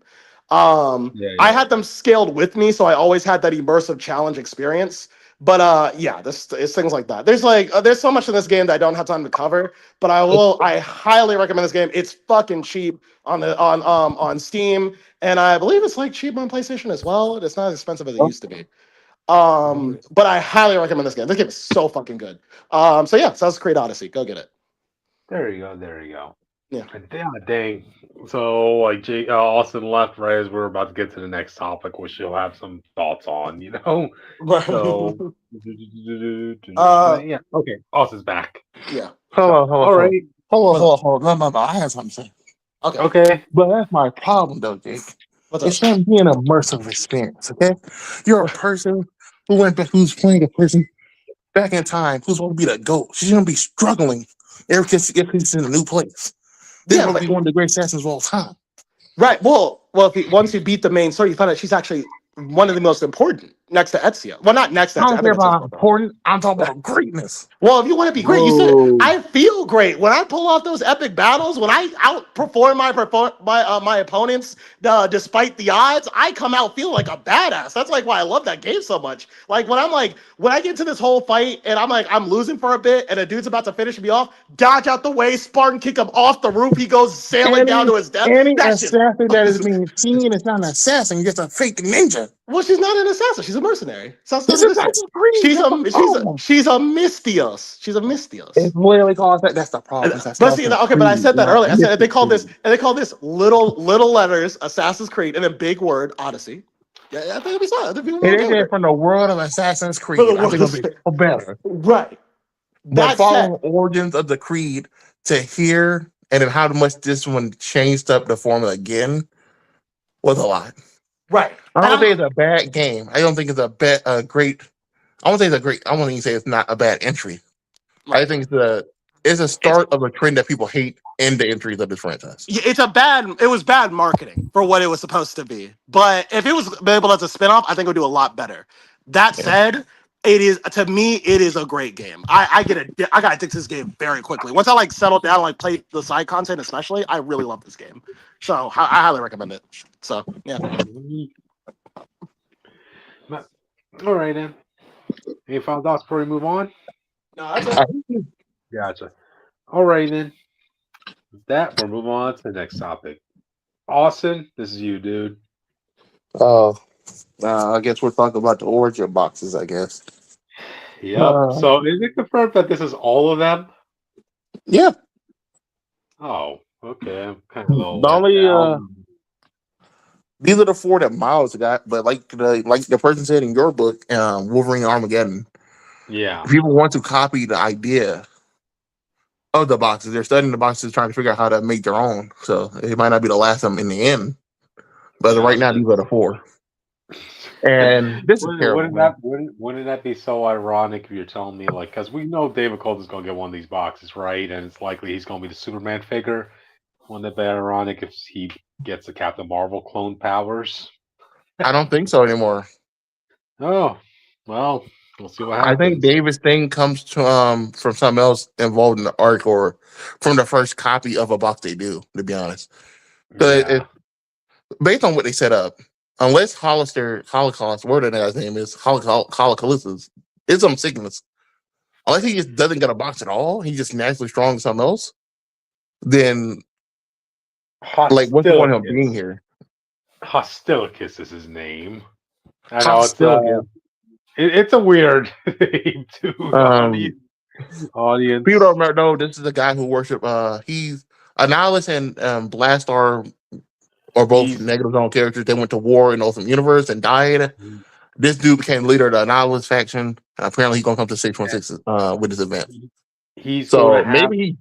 Maybe he's just a threat. He has nothing to do with the boxes. He's specifically going to have Marvel's power, isn't he? Based on everyone else's powers being very clear what they are, either he's getting Marvel's powers or he's not getting any. And if he doesn't get Marvel's power, then we know David will get Marvel's powers. Oh man, I really wish we're here for this conversation now. So it's either him or David when it comes to that. Okay. But we do have to confirm that everyone else get their powers. Yeah, I know Witch was upset about Marvel's powers being given to somebody, but I think it's okay in this situation since Marvel's his powers is such standard power. It's like saying, "Oh, this is Carol's power." It's like, yeah, same shit. Yeah, but it's not just that. But Marvel himself has been gone for how many decades at this point? His powers have been vacant. Well, I mean, No, I don't think it. No. I'm not saying his powers are generic enough. I don't see the point of saying these are Marvel's powers. Mm-hmm. He can fly. He can shoot beams. That's literally Carol. That's literally Nova. That's literally multiple people. Yeah. That's thousands of people. So I don't know why he's like, oh, Marvel's the one power, the power set want to bring back. Not like Blue Marvel or Itchy Man or something. Yeah. But it's be fair to them. At least it's a character that's gone. Yeah, Wonder Man. You make a Wonder Man TV show, it does okay. You start pushing the white Wonder Man in 2 different ways. Him showing him a New Avenger and then getting his own book.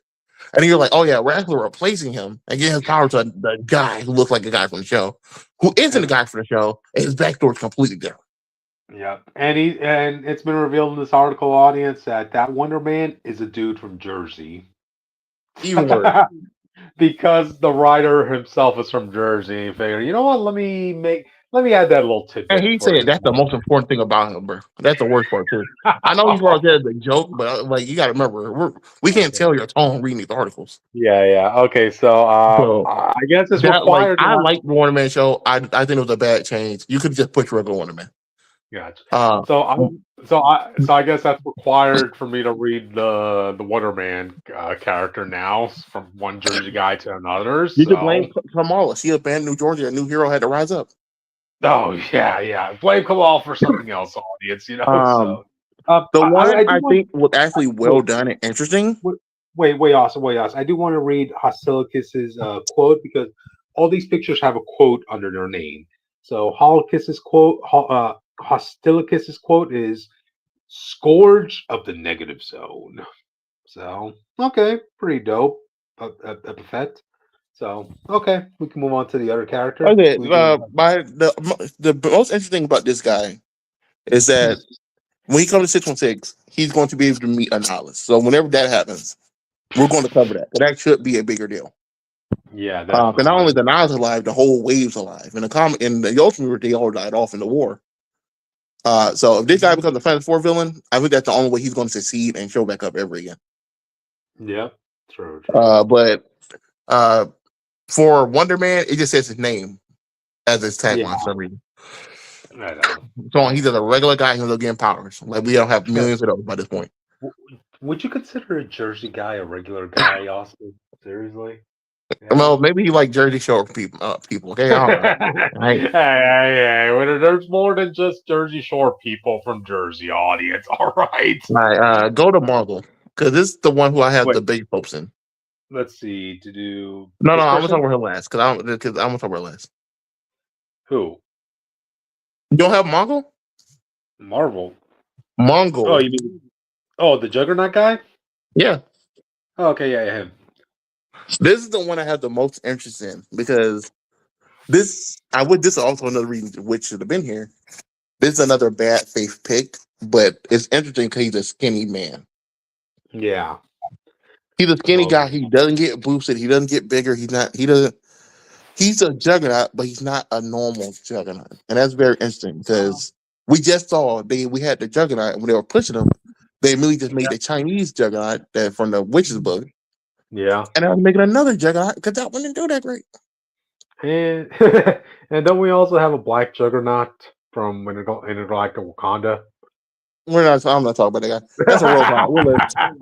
But this guy is also his name is Mogul because he's a TV mogul. He's very so I'm like that type of person with this type of power could have an interesting story. His tagline is "Nothing can stop him now." So this guy so far is the most interesting one we have here. I'm interested in general of his power because I think it was established before, like somebody else had Juggernaut's power for a brief time. Yeah, in the Witch book, we know that Juggernaut's this Centeract gives you different powers. He can give you different powers. Well, no, it's just that with Marco, right? Like he just uses it very blunt force, like surface level. But there's a lot of potential with the Centeract Stone if you're giving it to somebody creative, you know. Yeah, we learned from which person that there's another power, but we also have all the kids of Centeract from the Spider-Man book, the Amazing Deaths of Spider-Man. Mm-hmm. Remember? Yeah. And he fought the kids, and they all had different powers. Okay, so you can do a lot with this concept if done correctly. That's true. But now I want you to go to the last woman who is the worst pick for me. Okay, before we get to that, I do also want to say I do like the design of Mogul, like having that Centeract Stone. Like it looks like it's his heart now, audience. When I first saw it, I thought it was the Bloodstone. I thought they were going to do like a revamp of the list of blood stuff. Yeah, true. Well, it's what it is. Anyway, let's move on to the last character. This is the one I hate the most because when you first saw this, first you said, "Is that Kamala?" Yeah. And second, her power is Doctor Strange. I want people to look at this. I want people to hold their phone, look at the screen when I tell you this. Doctor Strange does not have any powers. Yeah, He is a guy who trained in magic. Just like any other person trained in magic. He just he just has a better ceiling than most. You really wasted something this woman could have just went to the woods and learned and to be good. And you wasted a whole box on it. The only thing you could really do is just say that she was given the eye of Agamotto, and it just got formed. You could have did that. You could have get Wanda or anyone who has specific, unique magic powers. But Doctor Strange doesn't have unique magic powers. He is great at this, what magic is. Yeah. It might not be too much of a stretch to assume she just gets the eye of Agamotto because her name is Sightseer, and her tagline is "Seeing is believing." So, and I also think this is a bad faith pick, Crit, because they keep doing a thing where they keep killing Doctor Strange off and replacing him with people. No. And so your answer to that is to replace him again. How many times do these other people being Sorcerer Supreme, these books are failing because people don't want to read them? Audience, they literally gave the title Sorcerer Supreme to a character that got canceled 5 issues in from like the other previous books she got canceled. Wanda became Sorcerer Supreme, and even Vashanti was like, "Fuck this woman, hell no, what the fuck?"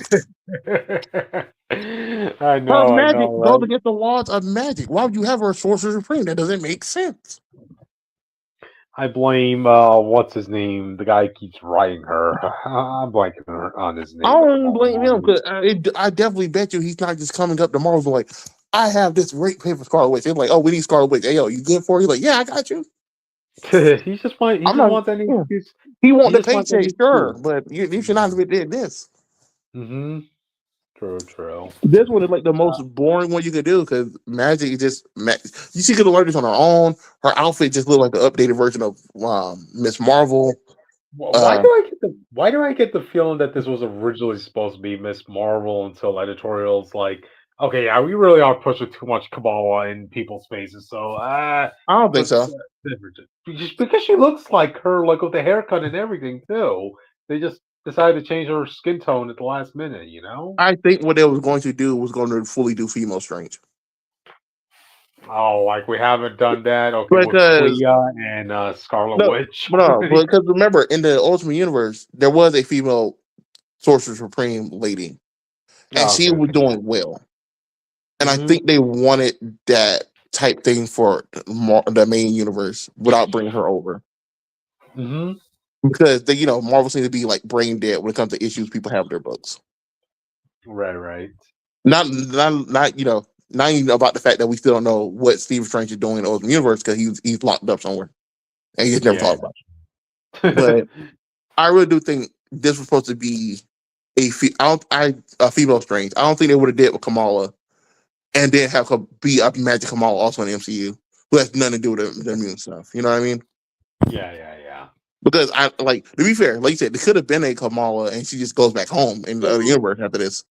I'm looking more at her costume design. She literally has the red scarf as a sash, man. This was definitely a Kamala design they decided to change at the last minute, so I think visually it's made by the same person. Because a lot of designs are made by different concept artists. Oh, okay. I think Kamala artists and the guy also made this one. But I think my problem is more like, since we know they're doing stuff, they'd be like, oh, well, the MCU might adapt this one day. I think they did it. So here go a female, strange, person who you can easily do who isn't clear and anything else. I know what it feels like. Gotcha. Oh, they want to do Juggernaut, but they don't want to do the big guy again? We got a little one. Oh, they want to do Marvel, but they don't want to kill, he has to die, so they can't do that. He's going to have Marvel's powers. True. You want to do a knowledge, but you want the thing to have someone who he can physically fight? Well, we got that too now. People are going to get upset over a female muse. It's okay. We'll just write a female muse in the comics a year before that. So, bam. The other thing, it's one of those things where I think it's more like trying to get people used to an idea before they try to implement it in other places. Yeah. And And also having to see how the fans react at the end of the Yeah. day, you know. But I just think she's boring. It's just a magic person. Apparently, she can see stuff, but magic people can do that anyway. She could see something behind a veil or something like that, or she sees her It's basically mom. like her having the third eye that Doctor Strange and Wanda and them can do. Basically, but she has it full time. Yeah, true. So this is like the most just standard magic stuff you can do. This is very boring. Yeah. If I had to rate them, I'll go Juggernaut. Mongol. What's the guy's name, bro?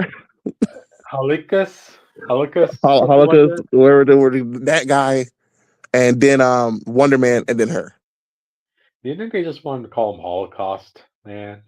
I don't think they wanted to call him Holocaust. I know they want to do like a nihilist thing, but they wanted to be like a plague, like a sickness. And I think it was the best they could have did. His power is to give people cancer. Why don't you? You know, Like the negative zone. You got a nihilist, you got Holocaust, and Blast Star, and I think it was just supposed to be like a rhyming thing. It was just bad. Yeah. So. Yeah, they got to. They're not going to change his name, but they got to give us a nickname to call it to later because I'm not calling it every time. Yeah, true. If these are the 4 people from Origin, the only 4 Origin boxes we have, kind of like disappointed we didn't get 1 or 2 more. To be honest, you know. I just wish they actually. I think it would be fine. They didn't waste. Well, feel like they wasted some. Yeah. This was your time to reinvent heroes or give people new powers from people who've been gone, like the Marvel thing. I don't like it, but at least Marvel is a character who died and was gone for a long time, so you want that power set back. Sure, I can take that. There's no reason to have another magic person in a world full of magic people. That's true.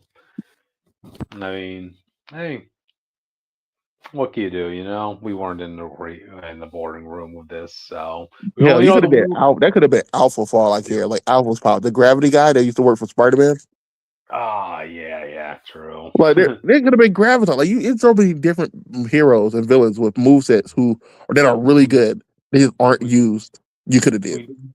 We know the only requirement for these characters was that Marvel editorial wanted them to do the MCU Wonder Man. Yeah, it was all up to the narrative they wanted to make with everyone else, and they chose the most stereotypical people they could. Yep. Yeah. I am curious about. Also, this fully confirms to me that we talked about Iron Man not giving Danny his box. Okay. You remember we talked about that? If you tell me he can make a box with Doctor Strange's goddamn magic, you can't tell me he can't make a chi dragon. You can't even make him a pair of iron gauntlets. Oh, God damn it, man. Give him something. You know, that pitch was right there. It took me 2 minutes to come up with that concept for Danny audience, but nope. They just have to make Danny look shitty, you know? So yeah. But anyway, it is what it is. I'm looking forward to I'm looking forward to the event. Actually, I'm not looking forward to this event at all because we know the David thing is Armageddon. I still feel like we're gonna get like an after effect. Something about David's gonna be touched upon by these origin boxes. So, no, this whole book is Holocaust, wherever it is. Holocaust coming to the main universe, and the box is getting out, and Armageddon is the repercussions of the boxes being used. So I do think either David's going to get up the Marvel box at the end, like the final scene of this, or his is going to be one of the first boxes that are copied. Because I don't know if you saw, we saw a preview of the first episode. I mean, the first page, and the spot was still in the boxes from Miles. Oh damn! So we do know somebody's going to get a chance to scan one of these boxes and figure out how to make one work. Right. Well, we'll see how that goes, man. We'll see how that goes. Just don't hold David. That's all I ask, bro. If you give him powers, you give him some good powers, okay? That's true. Make him the Superman of America. So yeah, don't give him century powers, bro. Don't do that. Gotcha. Anyway, I guess with that we should move on to the last topic of the night. Yeah, let's go. This might be a short one. So, audience, Geoff Johns is back to write from Marvel for the Spider-Man Superman crossover. Who is this guy? Geoff Johns. All I know him for Green Lantern. What else did he do? He's done a lot of stuff. He did Flashpoint. That was that. I don't know him for DC. I never knew him for Marvel. He So I did. don't know why he's writing Oh, the you're talking about Marvel Marvel? side of the Okay, book. because in DC he did Justice League War, that storyline. He did. No, Yeah, I know he's a good DC guy. Just for Marvel, I never heard any good book from him. So like, why is he writing our crossover? well, no, it's just to give him a new toy to play with, basically. You know, what more explanation do Well, you they better need? come with him coming and writing the Avengers or something. Funny enough, he did write the Avengers at one point, at least a miniseries. But that was just that's just a book that was basically lost to the sea because he's known mainly for his DC stuff. You Let me know, see where it's Jeff like a G, right? Yeah, Geoff Johns. Geoff, Geoff Johns. Based on what I heard, I know we're getting Supergirl, Blade, and like say when we got the Flash and Fantastic Four. Yeah, I think that's coming with. I think that's supposed to be a part of the Superman Spider-Man crossover. To be fair, he wrote but that's Doomsday. exciting. What all do we know about for this one, Cryptid? That's as much as I know at the moment. I mean, I kind of want. I kind of want to be surprised by the time I get to the book audience. You know, I want at least some surprises there. You know. Let me see. No, I want to know what the crossovers are. I'm not buying it just for a surprise crossover. Mm-hmm. Spider-Man, Superman crossover, Yep. Marvel. Also, I'm sure there's a variant or two there that's going to catch your eye. So, you know. No, I'm not that interested. Oh yeah, this is the one where Spider-Man saves Superman. I read. Okay, so it looked like Spider-Gwen and Supergirl again won. That's lame. Okay. Let's see who else. Venom and Pizarro again won, maybe. Whoa. Venomized Bizarro, audience. Venomized Bizarro. Though I'll try to see. I'll try to get a good look at all of this. Please. Oh yeah, Gwen Stacy and Lana Lang are getting one together. So apparently, when Lois was throwing shade about the bridge thing, it really was Lana. Oh, okay. So I don't know. Lana had a famous crossover. I mean, a famous scene on the bridge, but that's what they were talking about. The first love of Superman, the Lana Lang. Please tell me there's a Spider-Boy and Spider-Boy crossover. That's what I'm trying to see. You got if they. I'm not buying. They don't confirm it. Uh-huh. I don't trust them enough, bro. I need to confirm it. I want Super Sons with Spider Boy and Spider Girl. Let's go. I'm surprised Dan Slott didn't want his piece of the pie of this crossover, man. Audience. Thank God, bro. I can't see it there right now. Yeah. I can't see. Okay. So it looks like we just did Spider-Man and Superman. Apparently, we're getting Lex and Norman. Okay, there you go. You know, Spider-Man Noir is going to meet Golden Age Superman. Okay, the guy who can juggle planets. Okay, so the Superman and Spider families are apparently going to fight each other because of Mysterio. Why not? Go for it. Symbiote is going to invade Metropolis. Okay. At some point. That's like a Virgin Light War of the Realms. Steel is going to team up with someone to fight Hobgoblin. Unless it's Steel and Hobgoblin book together, I guess. Steel should team up with I don't know who. Apparently Miles is also going to cross over with Superman, which is kind of lame. I don't mean lame in the sense of like, oh, he doesn't deserve a crossover with Superman. It's like, if we're all doing one Peter, I'd rather you did like Connor or anyone else. So we have more people in the book. Yeah. But I look like that's it. You should have had Ben Reilly do a team up with Connor. I did too. The clone version of Connor, he should have been with Ben Reilly. Gotcha. Well, yeah, so based on this, there's no Superboy and no Spider-Boy. Damn, audience. Dang. Damn.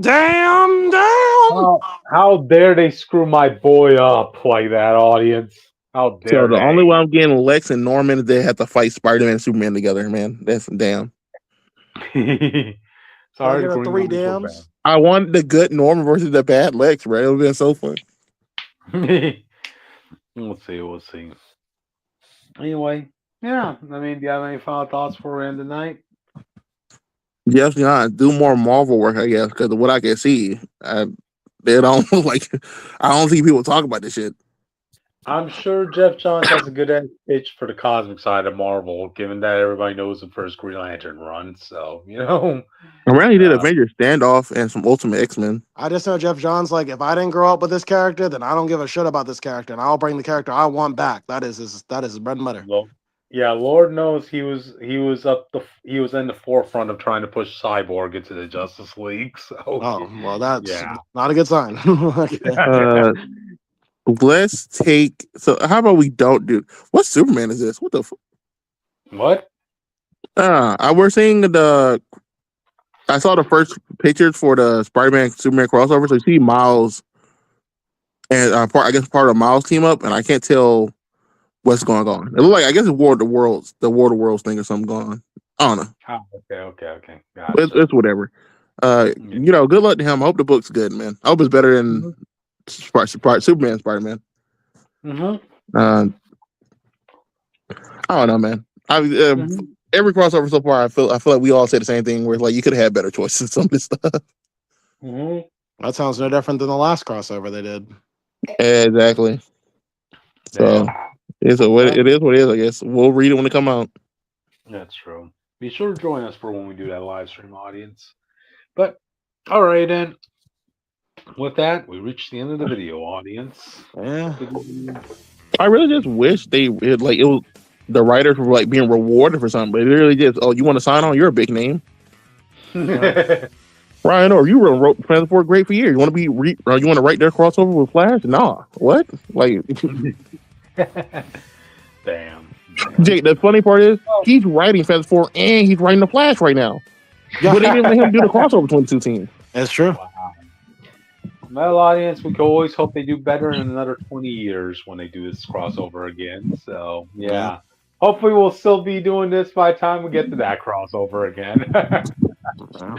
Oh, God. But, all right, then, audience. Thank you for joining us, and we'll be seeing you all next time. Fuck Wolverine's cow, man.